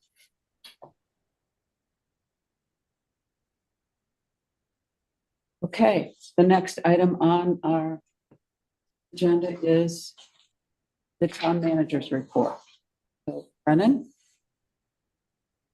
All right. Well, I will begin with some good news on the HR front. We are currently have extended an offer which has been accepted for the administrative assistant in the police department. So that was a vacancy that has not gone long unfilled, and I think we found a well-qualified candidate for that who will be beginning duties in the next probably 3 weeks, middle of October is what we're shooting for. Just working down my list here, I'll mention from the DPW, we continue to work with town council on crafting easements for the FEMA funded culvert work that needs to occur. And we're working on the process right now of how we're going to be initiating that contact with property owners that are going to be asked to sign an easement agreement with the town. And the Ladue Road section of that class 4 that had been given the A&R notice of alleged violation. All of the DPW work has been completed, and according to Chris Kaufman, they've done a nice job there of mitigating the concerns. And then the section above, which is actually the trail, Bradley Hill Trail, I know the Trails Committee has had several work days there. So we're nearing the end of that 60-day notice letter where you need to rectify the problem. And I think that we've done so. And it'll go back to the A&R for inspection, I'm sure, at the end of that. Under DPW, I'm not trying to throw stones or anything, but there was nothing about the issue with Sweetland Farms. And I guess I was hoping that maybe you would have had a conversation with the DPW about that issue, or We have. you will, but there's nothing. Well, we have and we will. It continues to be an open discussion. Chris actually was out of town on vacation last week, so we haven't had a lot of time to catch up on that. But I think Chris's position, as I understand it, is that as the DPW director under his tenure, he is not allowed outside entities or private parties to work in the right of way. So whatever has happened in the past in Norwich has not been under Chris Kaufman, our DPW director's purview. And he has, I think, a number of legitimate concerns and reasons why that is the case. Again, this has been kind of a troubling issue as it's been brought to the board and into the public realm with some, I think, concerning allegations about Chris's conduct, which again, in my opinion, has not been unfair in any way. It's been impartial and it's been to the best of his ability. So that's kind of where we are. I understand that Jeff Goodrich from Pathways has reached out to me in the last week about his involvement, and I have an open mind to talking with him about any of this. But at the moment, I think Chris's position remains that this is a work that he would not normally authorize, nor has he, and has concerns about it. So that's what I have. I'm just going to skip through some of these that are not terribly critical. Can I ask you to back up to, Uh-huh. mention, it says here that you've made an offer. Oh my gosh, Director. I forgot about the second good news. You're absolutely right. Okay. Thank you for drawing me back to the planning department. Yes, we have also found a qualified candidate to serve as the new planning director and zoning administrator for the town. And this has been a long process of trying to find someone who would be interested, and they have accepted the job, looking at starting at the end of October. And more information when we get a little bit closer to the start date. But Okay. Well, congratulations. thank you, and thank you for reminding me to skip that one. Really? When I have good news to share in this town, I should put a marker or a highlight. Yeah. So the rest of this in my section, we're going to talk a little bit more about the Moreland Bridge update and the Stantec proposal to help guide the town further. We already talked about the personnel policy. The energy audit, as mentioned already, we did receive the energy audit report. I put that into the packet thinking people would be interested in seeing that. Also, kind of simultaneously, we were notified by our Two Rivers, the Quechee Regional Commission Energy Coordinator that we had, I guess, basically the MERP grant for implementation, which we didn't think we would be very competitive with, has apparently changed some of the rules guiding that to make us a little more competitive. So we had a very tight turnaround. I think the application is actually due on Friday, but it's already been submitted. So this is to help pay for some of the This stuff is that's in the basically taking some of the ideas that were proposed with costs associated in the energy audit, and we're now seeking grant funding to be able to implement those. Is there a limit on the amount of grants? $500,000. Oh, that's not a small Very sum. healthy. Well, that's the level you can apply to, and I think actually we have applied as the town for $433,000. Okay. I can say tonight, I do not believe we will receive $433,000, but anything would be You can ask. anything would be welcome. Brennan? Okay. Let's go ahead. Sure. How do you apply for that grant when we haven't had the architect, assessment and stuff? How, do you have to specify? Yep, strictly based on the findings in the energy audit report. Even though we might not go with some of those because the architect says this is better and we decide that's right? Yeah, Okay. exactly. The MERP program, basically, if you recall, there were steps there. Mhm. We got in, and then we were able to get the grant to pay for the energy audit report, which again took a lot longer to receive than anyone anticipated. And then after you've done the energy audit, you're able to apply for this implementation grant, again, of up to $500,000, which we didn't think we would be very competitive in. And as I explained, that seems like criteria is loosened up to where we would have a decent shot, and it made sense to apply. Oh, thank you. Priscilla. How did you get to a total of 433,000? That was created through Harry Falconer's work and based on basically the projects and the cost estimates that were in the energy audit. So I can share more about that if you're interested, but that's where that number came from. You just sort of took everything and added it up? How big is the application? Is it something that would? I can ask in the that. next. Let me ask Harry how appropriate that would be. But yeah, I assume we have an application that was submitted on the town's behalf by Two Rivers, as they did, I think, with every other town that went through the same. You haven't seen it yet, and it's due Friday. Well, it's been submitted, actually. Oh, they submitted on our behalf. Well, I would assume it's a public document, so I'd kind of like to see it in the next packet. Okay. Yeah. And then the next packet. Okay. All right, great. Thank you. So Pam, my hand. Roger, go ahead. Yeah, and Brennan, you've kind of addressed this, but how have you worked with Henry Falconer on this? I think the regional energy coordinator is always sort of its value is sometimes questioned, and it seems like this is a good use. It seems like he's been intimately involved in this work and has advised you well. Yes? Would Yeah, you say? I would agree. Great. Absolutely. Love to hear it. I think what I've questioned in the past is, are we getting our fair share of what we're paying for? Okay, Brennan, if you want to go. Okay, moving on.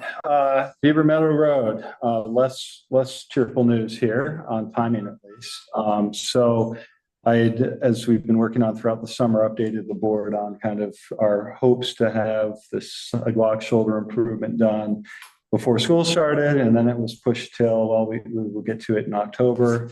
The latest is that the workload of our contractor is not going to allow it to happen this year. So unfortunately, it's going to get pushed into 2025. And I think it probably behooves the town to put this out as an actual RFP, because the reason we didn't do that was trying to fast track it, which obviously has been unsuccessful. So I would expect we will put an RFP out for that work later this fall, when people have a chance to start looking for next year's work. And I hope our local contractor will resubmit. I think he probably will, but I think it would be following our procedures to go that route at this point. And then just to note that one thing that we were looking to do as part of that initiative was restriping what had been a crosswalk there at Huntley Street and Heritage Lane, which had been, I guess, just worn off to the point it was no longer visible. So that was installed here when we did some recent restriping, and it's in place. So really it will be signage and the shoulder work that we'll be looking at for 2025. And an update, talking with the Norwich Fire District. We had another meeting last week. It was 2 weeks ago now. What the town has proposed is trying to maintain that historic 80% paid by the fire district, 20% paid by the town, which would be 30% of the operating budget of the fire district, which equates to approximately $25,000. And so that was the overture that was made to them at the last meeting, which is significantly less, I think, than what they had asked us to be contributing. And the ongoing discussion is going to occur, but that's kind of been the last piece of tangible agreement that I could find in history was 80-20 split, 30% of the operating budget. So that's where we're starting. Priscilla has a question or comment. I do have a question. Brennan, your note talks about, that would be about $25,000. We have budgeted for this current fiscal year $34,000. So does that mean that we're going to decide that we're only going to pay them $25,000? Well, we will be getting a bill from them this fall. Yeah, I don't think we've made a firm decision on that. We're kind of in the same position we were last year, where we paid $30,000 and didn't want to pay any more than $30,000. Some of us would have liked to have paid what was budgeted. Understood, but that was not the decision. That was not the decision of the board. So that is kind of where we are. I guess we haven't received a bill yet. I think when we do, we'll have to make a decision about how much of that would be appropriate to pay. Have you ever found a signed agreement that agreed to this 80-20? No, we found meeting minutes and approvals that was how the town was going to proceed. I don't think there was ever a codified MOA that said from now forth we will keep this. So it's never been agreed to between the two parties, but it was. Well, I think it was agreed to between the two parties. It was just never codified in like a formal MOA. Yeah. Well, again, one of the hopes in this current dialogue is that we can create some sort of a lasting MOA, so people in 5 years aren't sitting here struggling with the same question. Okay. All right. Thank you. And then just the last piece here, we talked a little bit at the last meeting about an initiative that has sprung up to coordinate with the 3 other towns that are kind of adjacent to the Wilder Dam. We've had a little bit of further discussion amongst the town managers. We're actually looking to set up a Zoom meeting in the next week or so and probably invite in Kathy Erfer, who is the Connecticut River Conservation Director, I believe is her title. But anyway, talking a little bit more about how that would work and the timing of when we would engage the legal counsel, whether that would be immediately or whether that would be a little later in the approval process. Is this to do with the relicensing? Yeah. Okay. Yeah. So basically it would be leveraging the 4 towns together to hopefully create a little more power behind statements or negotiating of what was going to come out of that agreement for the relicensing. Okay. And again, the commitment financially from the town, which would come out of the legal services, is roughly $2,500 to $3,000 estimated. So it's not a huge sum of commitment, which again, I'll come back to the board before we move on that, but that's where we are. Okay, great. Any questions or comments before we move on? Just good work on the hydro issue. That could be very important. Bruce? Um, You want to comment? Just a question for you. What is the objective of 4 towns in your relicensing message that you're going to send to FERC? So it has not been crafted yet, but every town had the ability to send in information about our needs. So that was crafted by a committee that was formed. And I think it would be reiterating those concerns. Some of those had to do with commitments to the stream, to the water lines, and future obligations or commitments that we would use for maintaining public property that was adjacent to the water line. Thank you. Okay. All right. Thank you for that report, Brennan. So the next item on our agenda is the Stantec contract proposal for the Moor Lane Bridge. And I'll turn this over to Brennan. We all have a copy of the proposed contract. Is there anything you need to add, or you just want comments or questions? I don't have a whole lot to add that hasn't probably been explained with people read through what the proposal is. It seems to be pretty straightforward that they would come in and do an assertion of the current conditions. They would conduct some type of a local meeting where we could hear from folks about their concerns about any of this, and ultimately come up with a memo that would basically have alternatives listed out. And then that would probably conclude with the town making a decision about which alternative we would like to pursue, at which point we would probably morph into a secondary agreement with Stantec to try to build up upon that, flesh out whatever that alternative would include, as well as costs and move, I guess, expeditiously along with some type of mitigation. Okay, Mary? Is the specific costs and timeframe considerations, does that come farther down the line or just with this initial? For instance, if we have a public meeting, Yeah. if people wanted to know, well, why don't we just take out the bridge versus some kind of, I don't know what they do to contain it, but maybe there is some creative way to do that. Like how specific are they going to be able to be? Well, I think they're going to try to summarize where we are, what the concerns are as they hear them in the community, and then come up with alternatives following that. So it's kind of a linear process. Do you think that they would come up with a list of alternatives, but they wouldn't be able to estimate the time and materials? No, I think that's part of what we're asking them to do. Because that would be more helpful. Yeah. The more specific they could be, Yeah. I think the more people also, I think the public input is good, the chance for the public to come and see what it would mean to take out the bridge.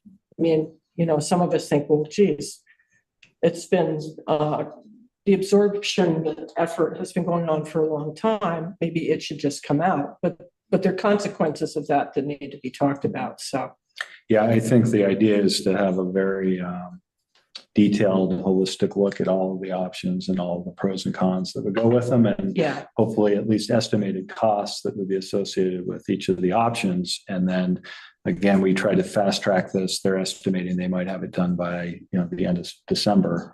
December 20th is what they've written. So we might still be in our budgeting process, so that if we were going to put money aside to try to deal with this or leverage money that we could find from other sources, we'd have an idea of kind of what magnitude we're talking about. But the second step would be an RFP, right? No, I think we've selected Stantec to lead us through the process. So the second step would be another contract such as this that would say, okay, we've picked alternative B. We want you to move forward with alternative B, and then we'd get another scope of work that would say, here's the cost to get us from the start of B to where we are. All right, that's great. Thank you for that clarification. Priscilla? I was just interested that it sort of states that the issues are caused by the paving emulsion. And I don't know how they know that. I somehow got this idea out of my head. I don't know where that the problem was the structure itself and the way the materials were treated that made this. I don't know. Yeah. I mean, I would hope that they would be open-minded about that. Well, I think we have done enough previous study to I think have gained insight that it is a paving emulsion that was placed above the wooden deck structure of the bridge that, it's normally placed on an impervious piece of asphalt and then sandwiched between another. And that is the contaminant that is leaking down and out of the bridge structure. So it's not coming from inside the structure. It was applied above the structure, and it's working its way through as heat and water allow it to. And if I could make another maybe really out there comment, but as Mary's alluded, there every now and then you hear someone say about let's take the bridge out, right? But before we take the bridge out, I think it would be useful to consult with Alex Northern, our fire chief and head of our emergency planning, to say, well, suppose we didn't have a vehicular bridge there. I mean, because I've heard, floated around, take it out, put in a pedestrian bridge. But maybe that's a bad idea for emergency. I mean, I don't know. I think it would be good to get Alex's. Well, that will be part of step 2, which would be that we would invite certainly emergency responders and anyone else that would have a concern to be able to talk about it, and it would go into the report. Okay, thank you. Marcia, go ahead. So I'm just looking at the task 1, the assessment of current conditions. I'm just wondering if they can leverage any of the work that's already been done, because it seems like there's been a lot of investigative work, and that might not be as big a task, right? Because we're talking about 30,000 plus to come up with a solution, and that's a lot, right? I guess I'm just concerned about, is there any way we can save money on this? So if I may respond. Go ahead. So that is building in the understanding that Stantec has some past historical knowledge and was involved in the project 2 years ago, and they've built that into what they're estimating. So it would not equate to, gee, we realize we already have all of this information. They already, I think, know what they have currently. They're going to find out, current conditions will be another step. But if your question is, will it cost less than what they're estimating? I don't think it will cost substantially less. Okay, thank you. All right, any other comments or questions? Seeing none. Oh, sorry, Bruce. Sorry. Come on up. Brendan, I don't know your process with this company, Stantec, but are they a bridge construction contractor? No, they're an engineering An consultant. engineering consultant.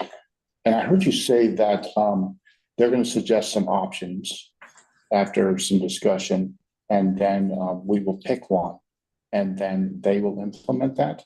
Am I correct in understanding? That's what we were just talking about. So I think this phase 1 that we're talking about today is to come up with a list of alternatives that would allow the town to make a decision on what alternative we wish to pursue. Then the next step would be to continue probably to use Stantec as the consulting engineer to build out that project to completion. So And then would that be an RFP process or would you Stantec? we did our RFP process and a request for qualifications when we chose Stantec prior to getting this submittal. So there would be no competitive bidding associated with the work that was done, whatever was chosen? The Stantec would. For the Stantec portion, it would be Stantec presenting, such as they are here, a contract for us to agree to or not to agree to. And then it would be their contract, or would they have put it out to bid and there'd be a Are you talking about implementation now or the consulting? implementation? Well, that would be an RFP. Sorry, I misunderstood. I was just trying to get to that was a competitive process. The RFP to hire an actual whatever, let's say we tear down the bridge, so we have a contractor that's going to take care of that. That would probably be its own RFP. Yes. Great, thanks. Consulting would be handled by Stantec. That was my question. I guess I didn't make myself. Okay, no, I misunderstood. Sorry. Yep. Okay, all right. If there's no further discussion, I would call for a motion.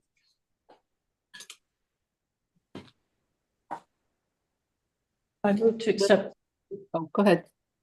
I move to accept the work plan for Moorline Bridge for contaminant management alternative analysis dated September 18th, 2024, and authorize the town manager to enter into a contract with Stantec Consulting Services, Inc.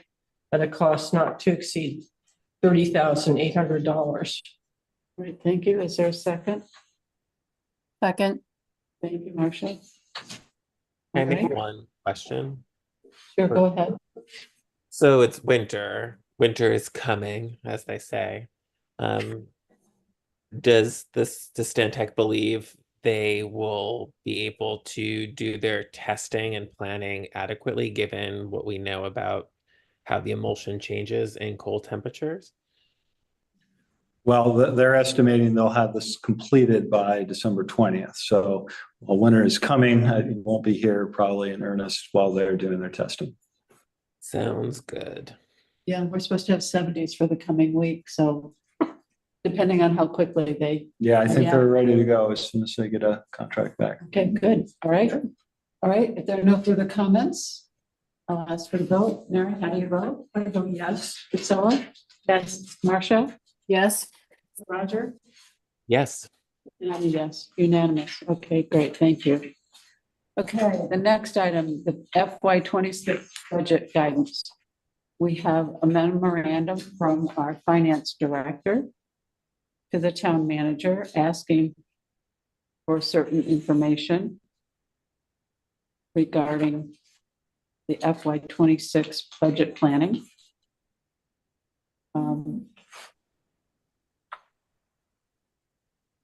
So are there any comments or questions regarding this email from Barry? Priscilla?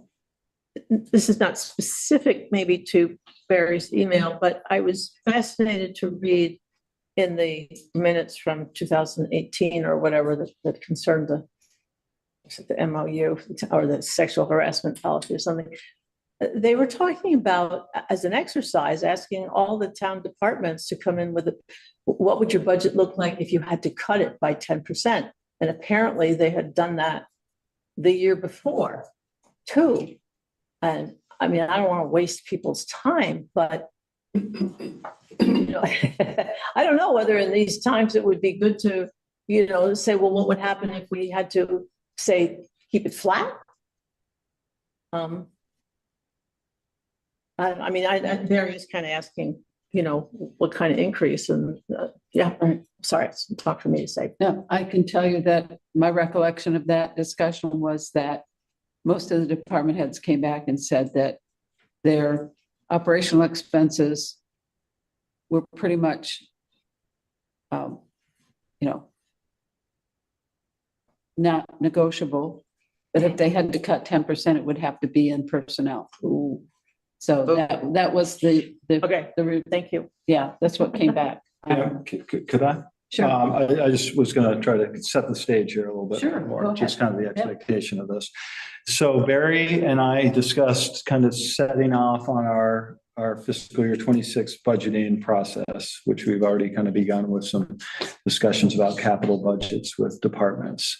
But I think we all want to be as effective and as efficient as we can. So before we get too far along, we were hoping that the board would give some direction as far as goals and targets that we would like to see. And so we have operating budgets, which, as we've acknowledged, have increases with them every year. And they are COLAs, they are step increases on the personnel side, with health insurance costs that are going to go up. So while I've heard in the listserv 0%, and that should be a goal, I think realistically that is probably not a goal that we can employ.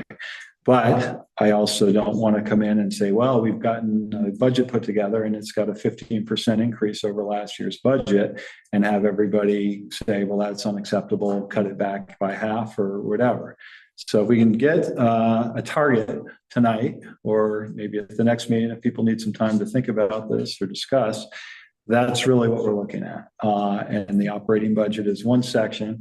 We also, as you recall, last year did really a fairly intensive dive into our capital budget and what people had planned to expend their capital budgets on over the next 10 years and what kind of appropriations were needed to keep them solvent to do so. I don't want us to do that exercise again and get to the end where we're saying, again, this has gone up too much and we can't accept this, and go back and redo it. So I'd like to get some guidance on that tonight as well, if possible, with the understanding that we studied in the last year's budgeting process the deficits that we faced last year, and kind of made a proposal and a plan to build ourselves out of that by expending or appropriating money over the next years. So if we don't do that, we're going to find ourselves at some point in the future in deficit mode again, where we're saying, geez, I wish we had planned ahead, even though it was painful and it costs money and people don't like to see their taxes increase. If we don't do it, reasonably and effectively now, we run into the same problems that we looked at last year, where, geez, we're expecting to buy I'll use Matt's here, a fire apparatus, and it's going to cost X number of dollars. But we don't have X number of dollars saved up by the time we get to the point where we need to make that purchase, right? So then it's a fire drill. How do we raise that money? Whereas if, again, we kind of have this steady buildup of appropriations based on a purchasing date, we can better plan for it. And it's, I think, a much better process in the long run. I have Barry on the call, as she always is. She waits with us patiently in case there are questions. And I just want to give Barry a chance as really the department head who's going to be most involved in crafting this, to say anything that I may have missed, Barry, if you would. Yeah, I don't think so. I mean, I think you covered it well. We're just trying to make the process as efficient as possible, and having some feedback and some guidance from the select board as we start the process, instead of after we've gone through the process, I think will just guide us and save time for everyone. And, I think everyone will be happier with the result. Okay, thank you, Barry. Thank you, Brennan. I'm not sure which hand went up first, but I'll call on Marcia. Ladies first. Thanks. I think last year we did try to think about services and how much things were going to cost, and the departments had an idea. The board was talking about certain levels, and they brought us back very good information about the equipment needs that we were going to need for the future, and we learned about what hadn't been budgeted for and how much in the hole we were. And I think, now obviously we're all hearing that people, and we're people in the town too, we're all concerned about taxes, and especially that tax load from the school that we have nothing to do with. And so it seems to me, I kind of would like to know a couple of things before we embark on the budget. And that is, is it possible to provide the current level of service if the budget is increased to no more than 2.5%? I think the answer to that, we all probably know, is no. So suspecting that that's not possible, I think what we really have to realistically know is what services would have to be cut in every department to hit something like a 2.5% total increase. Because then what we're going to have is a tension between, there are some things like plowing certain classes of highways. We don't have any option. We have to do that. You know, are we not going to have fire protection? I think we kind of have to do that. So what is it that people in town are willing to give up? And I think that's going to be a source of great division. So I'd like to start out with a 60,000-foot view to sort of see what the reality is, you know, and I think it might focus people if we realize we have to not have certain things if we're going to have less of an increase in the budget, because the reality is everything is costing more. All right, thank you. Roger, go ahead. Yeah, so a couple of questions. Like, so I want to always, as always, understand our existing obligations, which largely are about staff. So, so we have a collective bargaining agreement that is very certain, right? So what is the CPI Northeast, whatever rate? Has that been determined yet? Also, the health insurance rates for the next calendar year, like, has that been released? So I would like to know, it sounds like it hasn't. I think it usually isn't.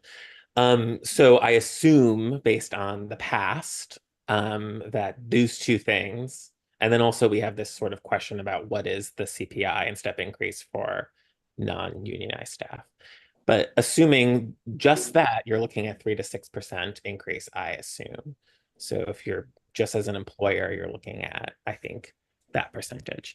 So I think Barry asks good questions. In the interest of time, I won't answer all of them. So I'm assuming that we're looking at 3 to 6% just by being an employer in the town. But my other, I have a lot of this is my 6th year, so I feel like I want to see it presented in a certain way. And the way that I like to see it presented is the operating budget and then the allocations to the reserve funds, which are effectively capital. So I would like to know a total increase to the operating costs. And then I would like to know what is the total increase or what is the total cost to those reserve fund allocations.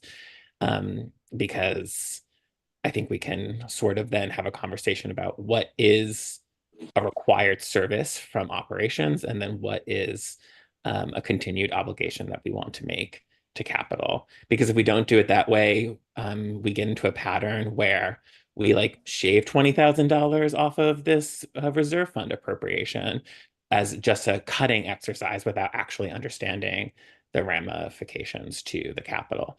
So for the love of God, we've never really done it, but we should really understand that there's an operating cost, which I assume is going to be 3 to 6%. And those allocations we make to reserve funds should be a separate conversation. And that's how I would like to sort of see it done. And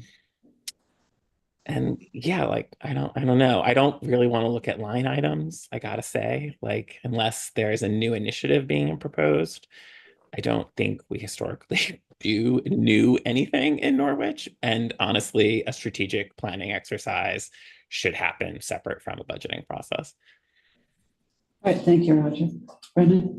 So just to address two of those, I was kind of smiling and nodding my head because we don't know the health insurance obligations we're going to have, and we normally don't until at least very late in our budgeting season, or we're just guessing. We're just kind of estimating what we think those are going to be.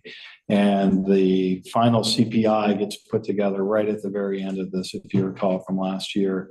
We will have an idea of what it is because it's a rolling tally, but the final number is not going to be known. And that was 3.46% last year for fiscal year 25. So we can assume it will be in that ballpark, I think, maybe coming down a little bit. So you're right. I think if others agree that we'd like to tackle these kind of as an operating budget and then as I'll call it the capital budget, kind of standing alone there, we can certainly do that. I guess Roger would like it that way. If others agree, then that helps us to work through that and present it to the board. And you had said something else I was going to just comment on, but I think I lost it. So, well, a follow-up to that is are the capital, when we talk about capital items, are the only mechanism of funding them the allocations we make to reserve funds other than existing grants that might happen? Like, is it fair to say that when we're talking about allocations to reserve funds for a given fiscal year, that is the conversation about capital? Yes. Barry, do you want to answer that? I think yes, but she might have more Yes. detail. Okay. The answer is yes. Well, we have a paving budget and we have a paving reserve fund. So sometimes we make allocations to the paving fund. Some years we have not. In tight years, we have not. So sometimes we have two pots of money that we can draw from, operational and reserve. I actually just pulled some numbers from last year's town report. We had a town budget, not talking about appropriations to the outside agencies. Town budget is $6,221,233. Of that, $895,000 went to reserve funds. And that was an increase of $373,000 more than the previous year. When I look at the projections that we were given in the last budget, the projection for fiscal year 2026, the ask is for $818,725, which is below the $895 that is in the current fiscal year planning. So that comes down a little bit, about $75,000, I think. But I agree that we need to look at these separately. And are these numbers of $818,725, is that still the projection? The department heads should look at that and tell us, what are they planning for? And when do they need to make that purchase so that they have the funds in the reserve fund when the need arises? And if I may, so that was what we developed last year, was we looked out 10 years. We looked at when purchases of major items were going to occur and how much money we needed to have allocated into those funds so that at that date we could make the purchase. Right. And then we bought a John Deere tractor that wasn't in the funding. And there are life happenings that occur as we budget for something 9 months out. It's a very imprecise process, I think, and it is what it is. Every municipality is doing the same thing. We're trying to understand where we're going to be 9 months from now when we start the next fiscal year. So to Roger's point, I think we need to look at the operational cost, which for this fiscal year is $5,326,233. And what kind of increase do we want to see in that?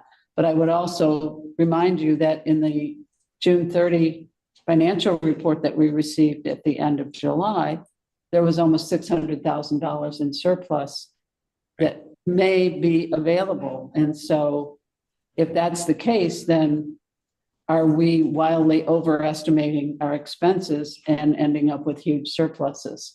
So that's something that we really need to look at and maybe not have any increases. Maybe we could even have a decrease in our operating budget, depending on how some of these other things play out, like the health insurance increase, the CPI for the COLA increase, that sort of thing.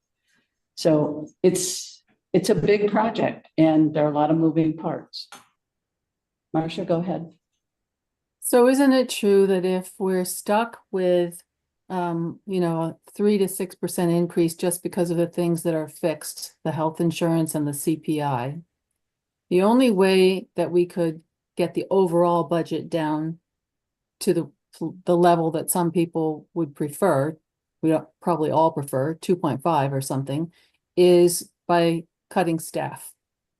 And if we do that, then we're cutting services. And so back to what I was concerned about, we can look at I'm not opposed to looking at the operating budget, but I think the questions are going to come from the public. You know, how are you going to get that down? And I think the only way to answer that is, well, you're not going to get this service because we won't have the people. Is that true or not true? Well, I think my response to that would be that if you have a $5 million budget and you end up with a $500,000 surplus, then you've got 10% of padding in there, that maybe that's where Right. you should be looking at having a flat budget and absorbing that 10% as increases in certain areas in the coming year. So, Roger? so what I say to people is, I don't see a way around not having a 3 to 6% budget increase because of our obligations as an employer. But I do think Pam makes a good point around the surplus. We always carry a healthy surplus from fiscal year to fiscal year. And I don't know how much of that is because we've always had competent town managers who oversee the budget, or because we budget too generously. So I think, to the point about the surplus, it would be interesting as an exercise if Barry could identify what of the projected, which I know is unaudited projection, is because we don't have the staff, right? We have so many vacancies, and that's why we have a large surplus. So I would like to know how much of that surplus is due to not having the full staffing we have, and then how much of that surplus is, one could argue, this naturally occurring surplus through budget work. And if we find that it is something like 10%, then I would in turn direct staff back to, where is this surplus coming from? Because we need to demonstrate to voters that we use their money wisely. And then finally, the point on the surplus is, I don't know what we're allowed to ask the voters to spend or of the surplus to allocate to something like capital when we don't have an audit. So I would defer to town staff to figure out a recommendation for that surplus, because we do have an emergency reserve fund, and so the surplus should be used. Thank you, Roger. Yeah, I think we should wait for the audit this year and not rush through the process because of an arbitrary deadline. Hopefully we'll have that audit back so that we can have firm numbers to know what we're working with. Any other comments? Roger, Brennan, go ahead. I'll just state an obvious one. When looking at the concerns that are being expressed about raising tax rates and affordability issues and people on fixed incomes and the effect it has on them, I'm sure everybody's aware of this, but the municipal side of their tax bill is 25% of their tax bill. 75% is coming from the state education tax that is largely out of our control at the municipal level. I think, what's that? I think it's 83. 80, it's an 80-20 split usually. We just looked at it. It looks like it's 75-23 or in that range. Well, anyway, we control what we can control. We right? control it, but the big picture of your check that you are writing for those big numbers of high value property, is a lot of that is not coming back into the Norwich services. But the school has said that their target is a 0% increase. And what I'd like to see is, if we have a flat budget of this 5.326 million, is that we reallocate that amount of money in the areas where it's needed for health insurance increases or whatever. And, and see if we can live with that amount of money and not see an increase this year in this operational budget, but reconfigure what we have and allocate it to different areas. So I guess that's the purpose of our discussion today, is that's Pam's feeling. I'd like to know where others people are, so that again, we can be as efficient as we can. I personally don't think 0 increase is realistic or reasonable. I think under 5 or 7 is probably a ballpark that we could come in at and say, we need to very diligently make sure our operating budgets are staying within this, this range. And I guess that's what we were hoping to hear today as a kind of guidance consensus. This is where we want to be, and that'll help us. So I open that up for more discussion, I guess.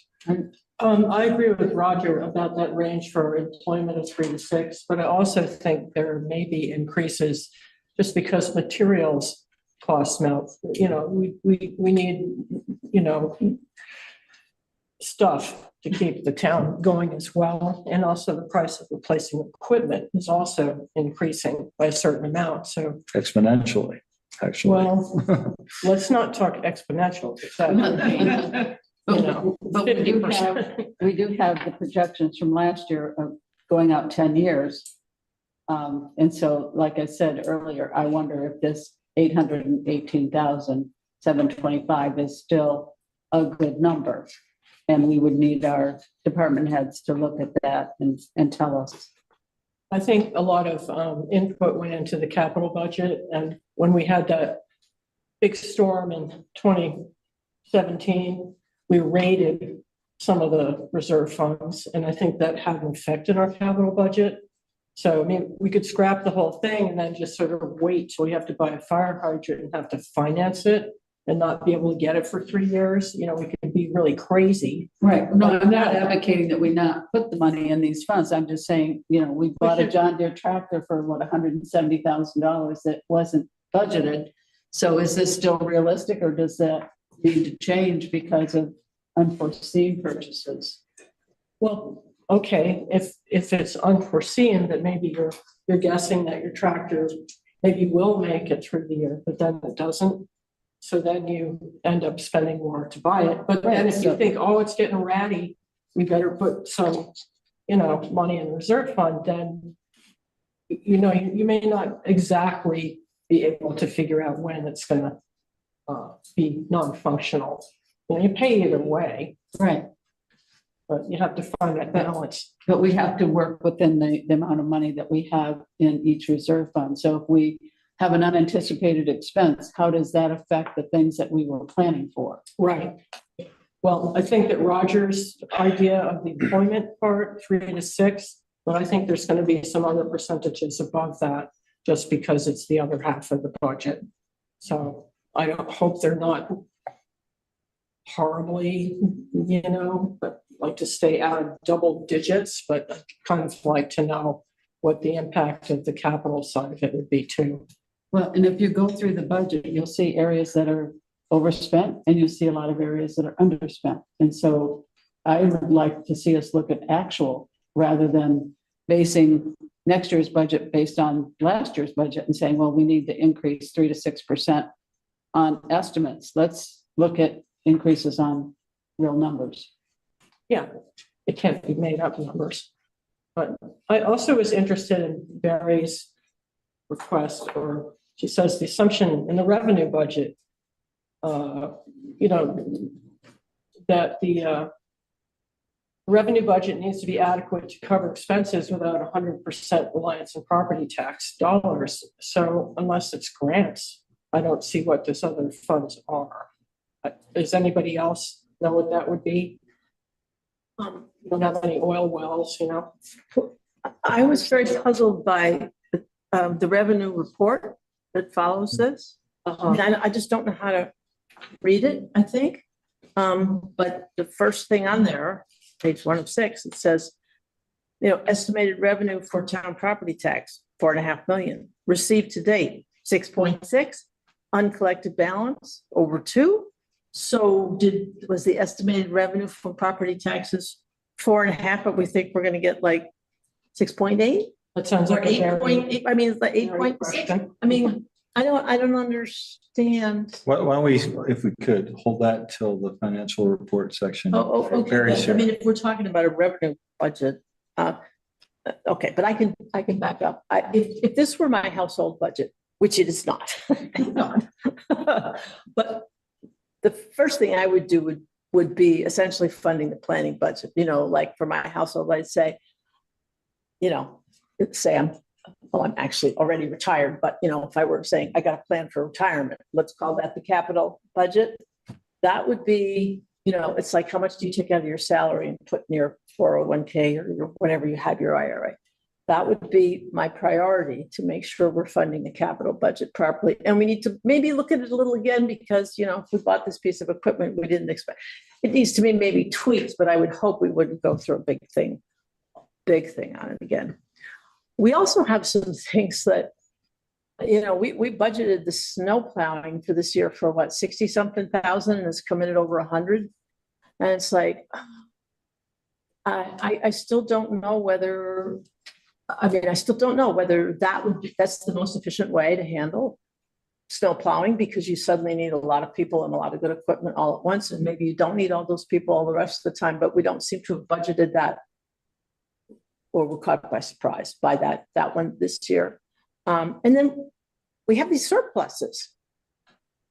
I mean, as Pam said, it'd be nice to know where these surpluses coming from. I mean, we know we don't have all the positions filled for everything. But it would be nice to have that surplus be part of, I don't know if we can legally do that, put that part of the budget We will have to, somewhere. I mean, I don't know whether it goes in the capital It can part either or- be in revenue, or it can be in an article asking the voters, would they like to do X with the surplus? Like we did last year, we put 500,000 into the Tracy Hall Fund. We put 150,000 in a culvert fund, et cetera, et cetera. So according to the municipal budgeting workshop that I attended, you can handle that surplus in one of two ways. Either put it in your revenue budget as use of the surplus from the previous year, or you can create articles that you put on the town warrant to be voted. Because it seems as though the last couple of years that I've been paying attention, you know, we sort of sweat over, are we going to have enough money to do these things? Then we keep ending up with these multi-$100,000 surpluses. Like, what happened? Although I will mention health insurance, I keep noticing goes up by double digits all the time. And we seem to, I mean, it's as bad as the state education stuff. We have no control over the health insurance. Right. And we won't know that number for a while. It'll be bad. We know that much. So I'm hearing from multiple people, we'd like to look in depth at kind of where we feel our surplus is going to be even before the audits are completed. Yes. Here. I think that makes a lot of sense, and we can certainly do that and do that early on. And I guess I just wanted to address that. Is it lack of personnel filling some of these positions, or is it over budgeting in some areas and certainly under budgeting in others, because we do see line items that are overspent? So how can we reconfigure the budget so that we don't have over expenditures and we don't have under expenditures as much as possible? I prefer as much as surpluses. possible. I prefer surpluses to deficits. I will make that point, but yeah, I'd like to see how we can rework things to put the money where it's most needed in the budget. Marcia, you've had your hand up for a while. Go ahead. Yeah, I was thinking I'd like to try and answer these questions for Brennan and Barry. So maybe we could all try and do that. I mean, number one, I'd say, yes, I'm comfortable with the way the budget was presented last year as a working tool, but would it be possible to also have the operating budget number so that we can see the big picture? That's would be my thing. I can go through all of these, or everybody could weigh in so we can get like a feel to give direction. I think we should probably write answers and provide them. Yeah, right? I'd like to. So I'd say I said what I think for the first one. What does everybody else think? Do we have a consensus of something? I agree with what you just said on that particular part. Okay. I think we're going to come in, over 6 or 7%. I'm hoping for not double-digit increase. Yeah. I Well, also think, I'm a little confused here. Are we talking about clarity on the capital budget right now? We Yep. have one question and two questions. okay, So,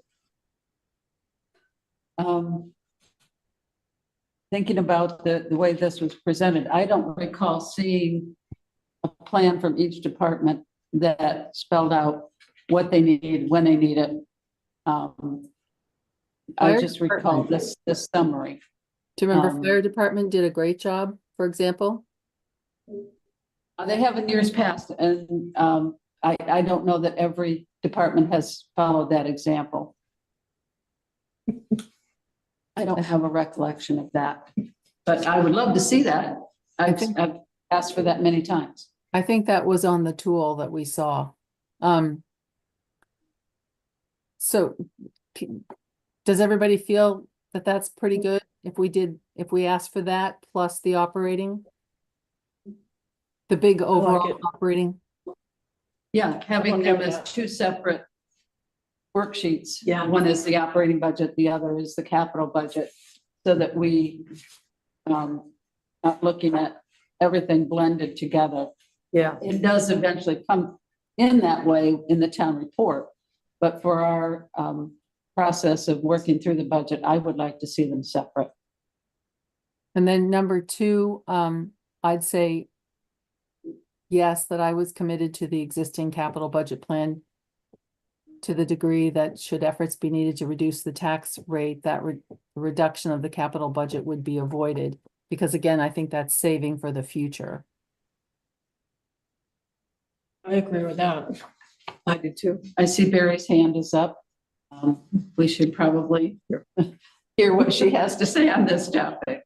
I just have a little more clarity that I want to ask about when you're talking about this capital budget. What I was referring to was the document that was put together. Joyce put together that document for 10 years out. That's the tool we've been using in moving forward. So that's, I mean, I can send that out to everyone. I assumed everyone saw it. But I can send that out again. That's the tool that we would use. And when we've been meeting with department heads to see if they're still on track and, and making adjustments, like for example, with the surplus for Tracy Hall, that $500,000 isn't in that budget because it didn't happen when Joyce created that. So there will be updates to it.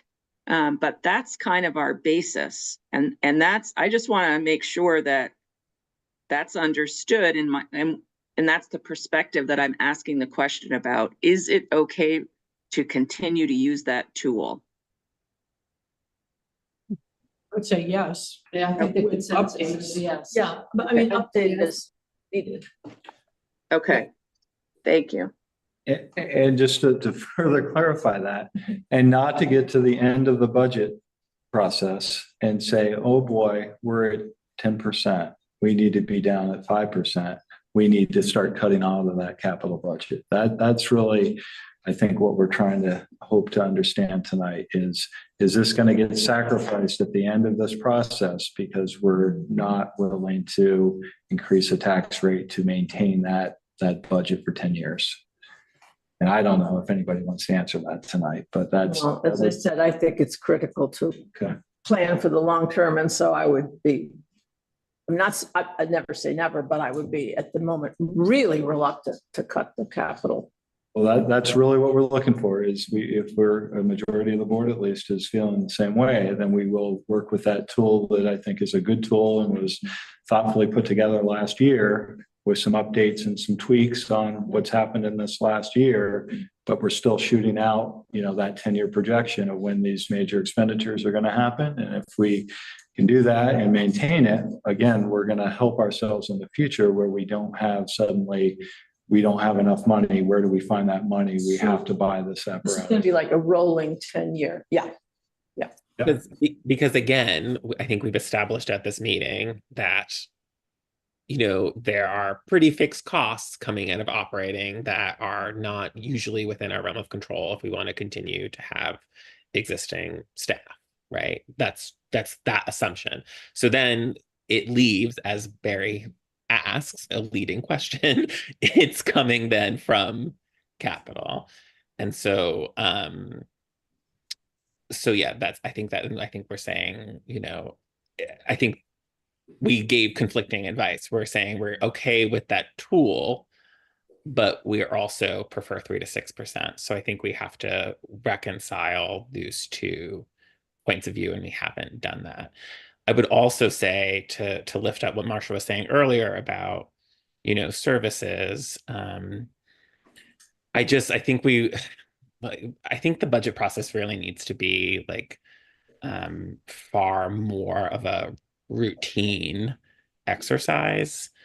I think Norwich really needs to do some kind of larger strategic planning in order to understand the town's wants and desires around services. Because, you might find that people want more of one thing than another. And there's lots of different cost saving measures. You could, I don't know, let's just give like really crazy examples, right? You could put the fire department under the jurisdiction of Hanover. You could privatize the rec department, although they bring in significant revenue. There are lots of ideas that you could do to cut services. I don't think this board is capable of doing any of that work for lots of different reasons, because ultimately they're political questions, and we see what happens when people try to do that work. So we should really be instructing Brennan to think about the necessary money that we need for a far-ranging questions on strategic planning, because that's the only way that we will be able to make actual consequential decisions around budgeting and services. Otherwise, I just don't see how a board's not going to come in and be like, 3 to 6, status quo, let's be as conscientious as possible. And I think people, and at least the people who've written to me this week, are demanding something more meaningful. So I don't know. We got to do something about that. Okay, thank you, Roger. I guess we'll do what we did last year at this time and go around the table and ask each person what they think is the maximum percentage of increase. We're talking strictly the operational budget here now, not the capital budget. That's off to the side. We have a current capital budget or operating budget of $5,326,000. What percentage of increase would you be comfortable with, Priscilla? I don't know, and I'll tell you why not. Supposedly inflation is coming down, right? I would be curious to know from the department heads, if you just took, let's assume a lot of their costs are personnel. Is that correct or not? To say, okay, it's about 40% of our budget. If you got, these are your people, and I guess they'd have to plug in some numbers if they're hoping to hire some people that still aren't on there yet. Based on what you think you're going to be giving them in raises, or by contract you're required to give them, what would that come in at? I mean, I would be curious to see what that number is, and it might say, well, maybe we need to address the level of staffing. I just, to me, the 3%, 6% feels sort of pulled out of the air. It's arbitrary. Mary, what's your thinking?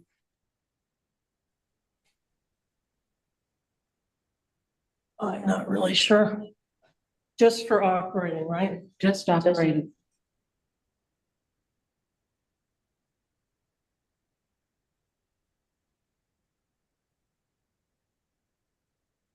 I don't know. I don't think less than 7.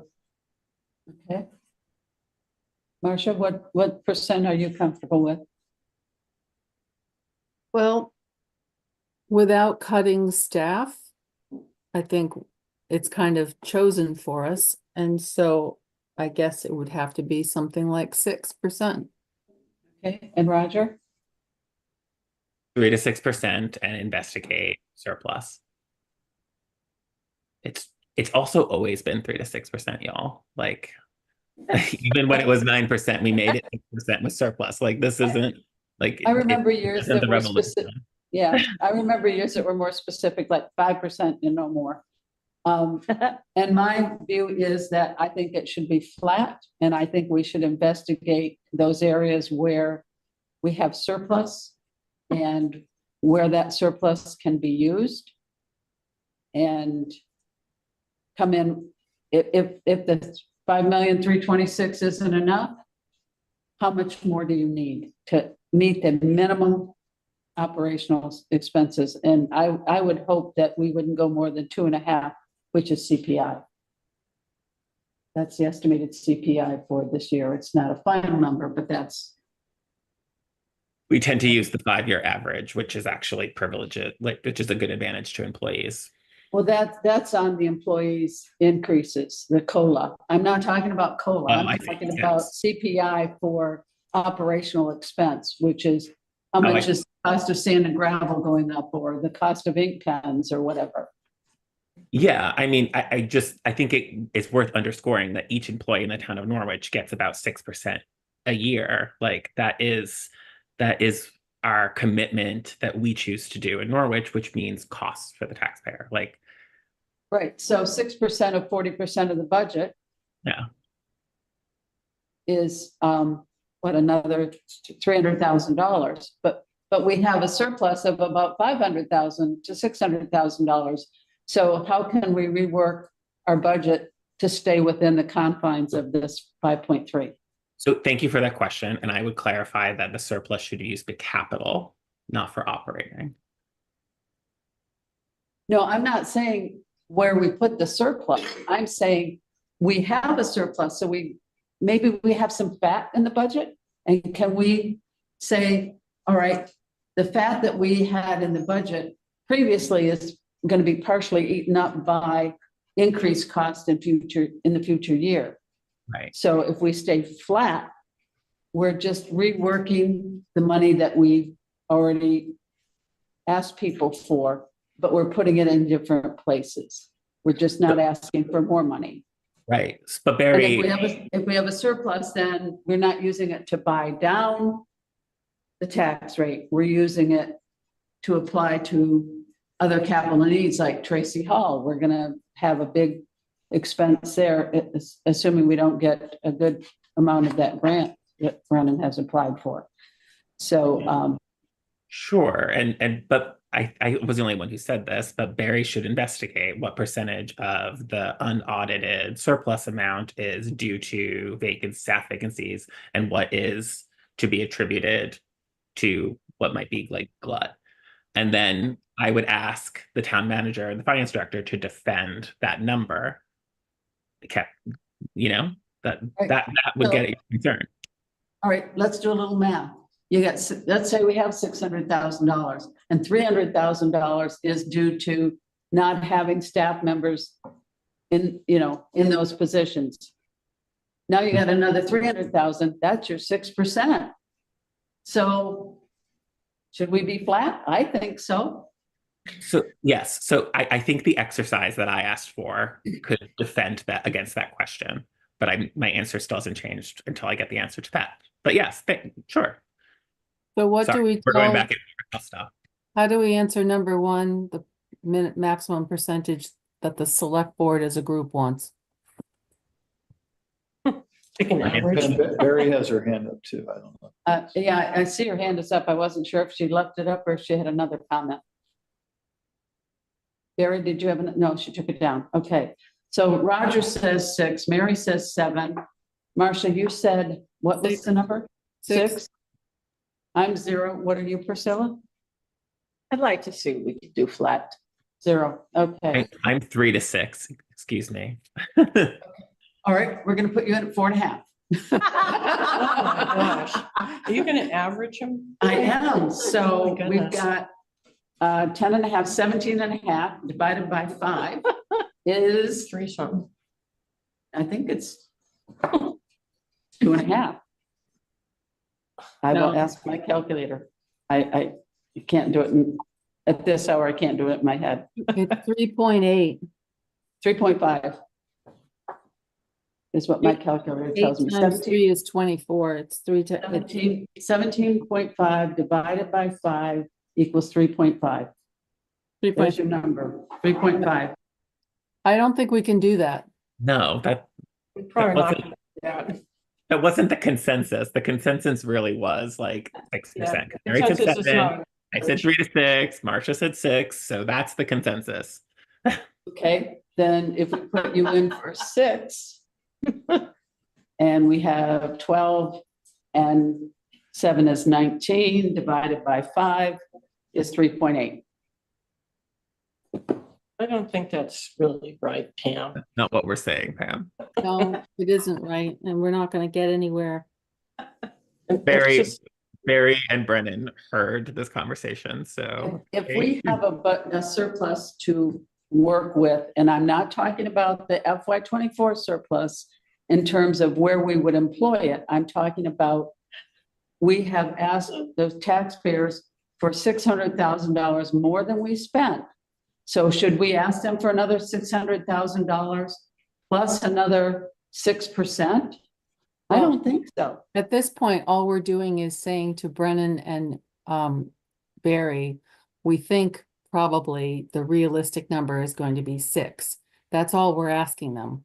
Right. We can then decide, oh, now we know we've got this surplus, right? But we need to know what 6 is going to look like.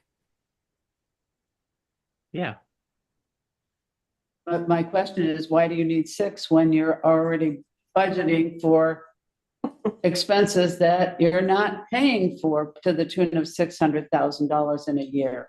well, we asked that question and they're gonna do the work to tell us more, like, come on. Okay, then I guess we're not gonna set a number tonight. No. The first thing I think we need to do is figure out what that surplus number realistically is, because we're using 600,000 like that's set in stone, and it's not. I think we really have to come up with a reasonable number, and then we need to study why we had that amount. Where did it come from?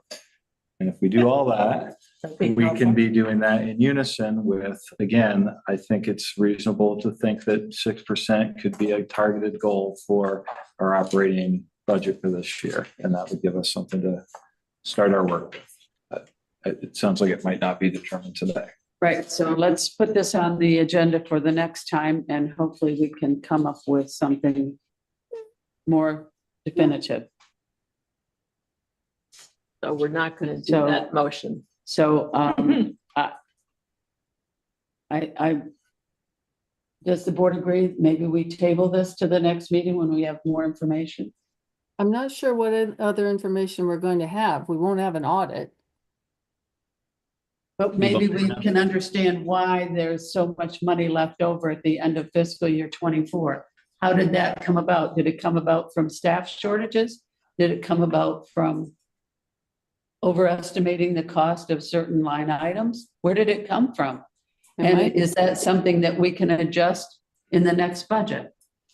Didn't I just hear Brennan say he was gonna investigate that? That was my That's what you question. Marcia said she doesn't know what we're going to get at the next meeting.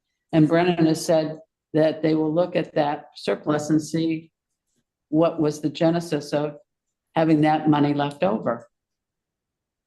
So I would like to table this until October 23rd, or October 9 rather. Is that I mean, Pam, table consensus? it's 9:22 and we should move on, so you can do that. if I that's what agree. you want. I agree. But So I just want to be clear that you have a consensus that is not of your opinion and you're not taking it up. So you're not effectively doing your work here, but it doesn't matter. We're all just want to move on, so we will. You have a consensus, like there's a 3 to 6%, 6% is what the majority of us are saying. You in a minority opinion are directing us away from that consensus, and that's fine. We want to no, move. I'm asking, what would the board like to do? Would the board like to table it? Would the board like to make a motion and set a percentage tonight?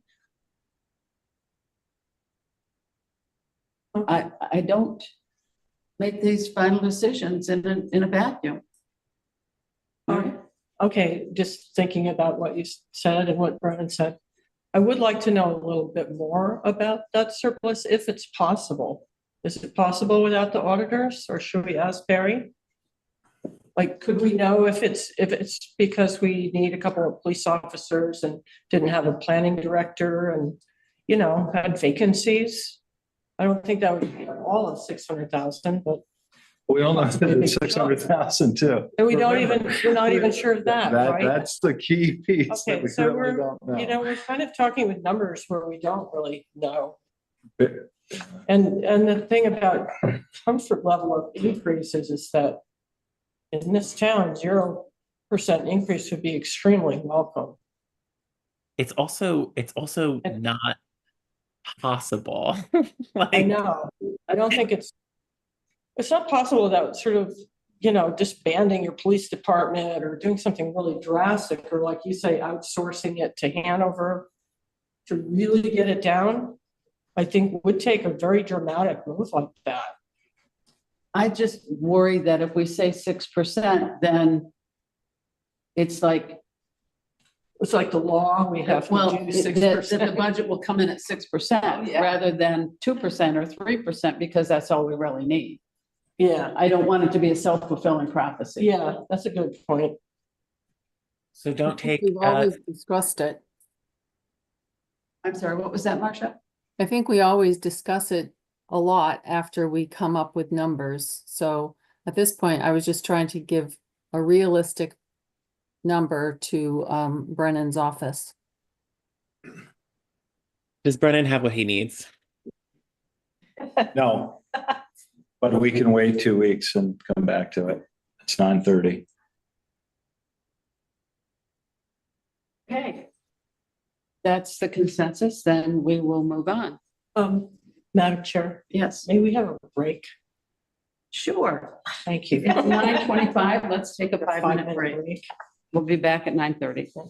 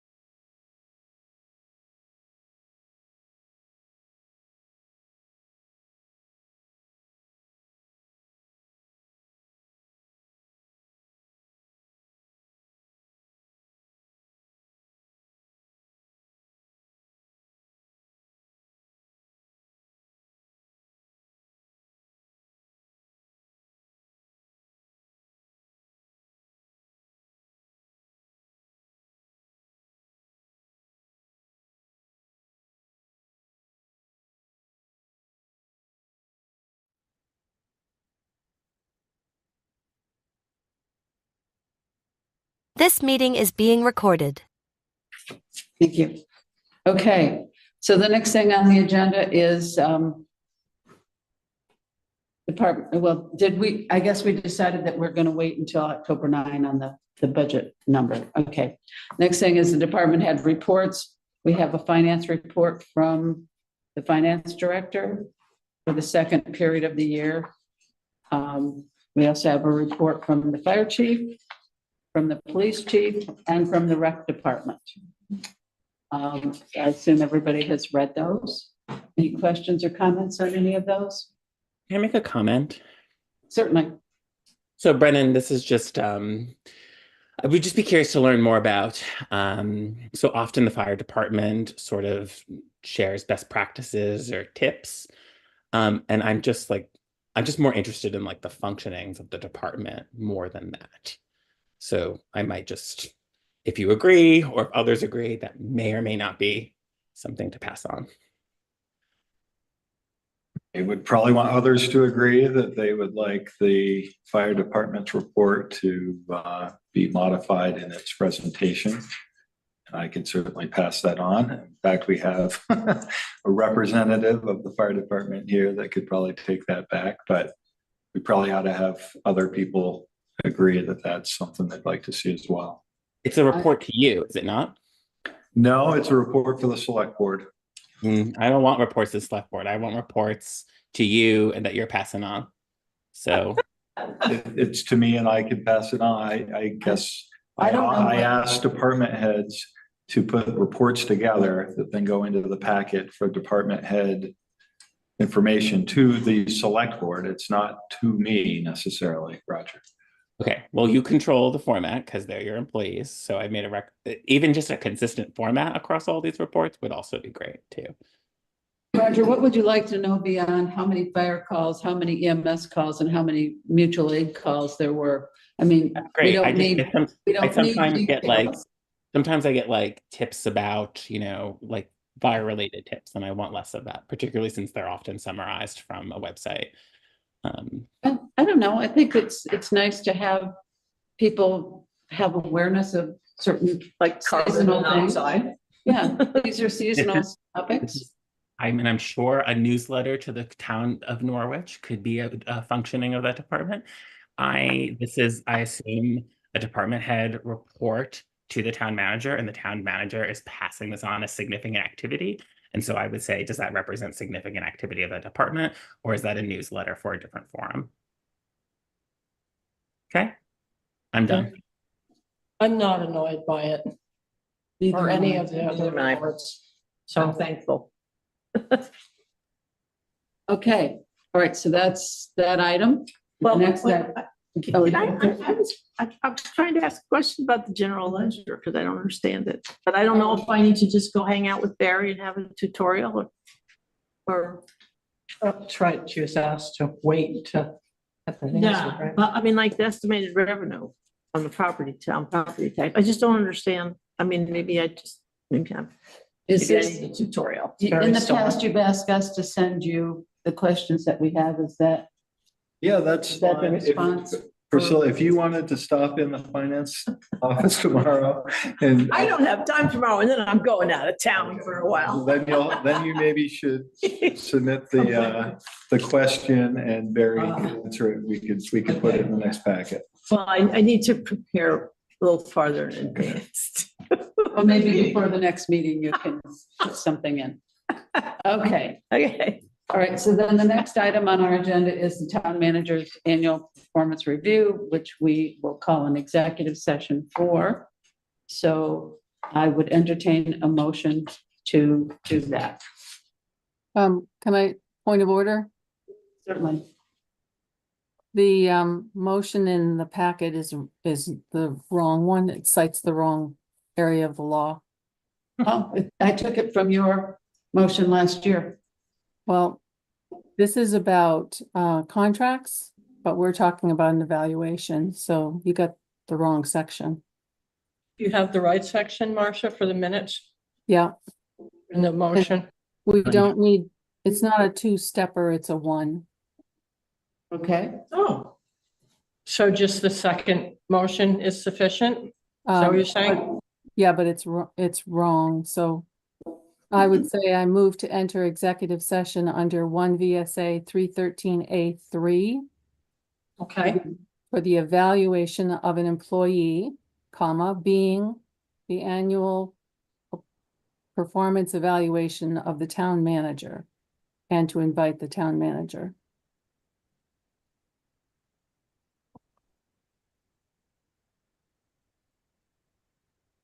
so I moved it. I'm not going to move this. I just want to see if I have this for the minutes. Move to enter executive session under 1 VSA section 313A3 to discuss the evaluation of an employee, which is the town manager's annual performance review. Is that how you put that? Yeah, that's basically what I said. I said for the evaluation of employee, which is the language from the statute, being the, and then explaining, being the annual performance evaluation of the town manager. And, Okay.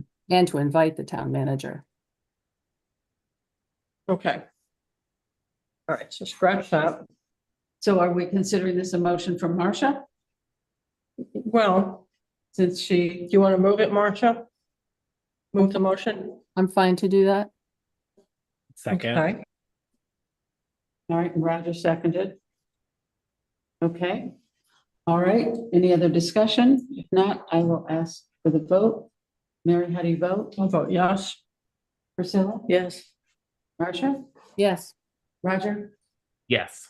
And I'm a yes, unanimous. Okay, we are now in executive session at 9:40.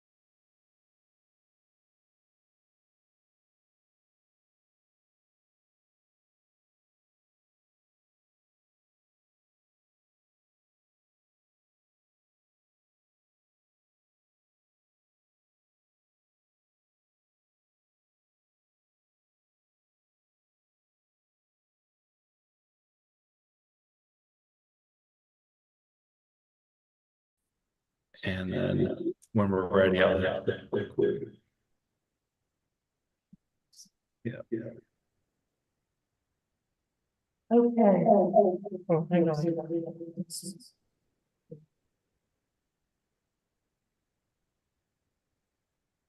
Well, yeah, it's coming back up. It's not coming from me.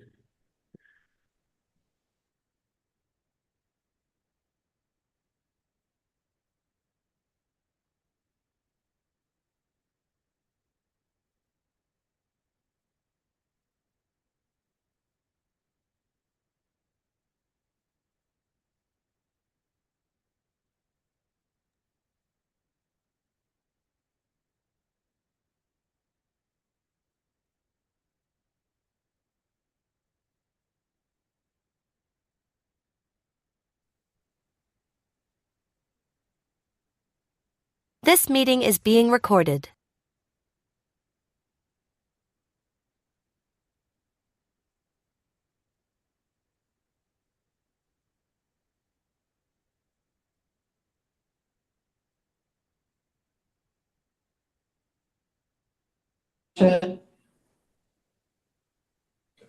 Mark, is she hearing us? Hold on one sec here. We got audio, maybe not. Oh, okay.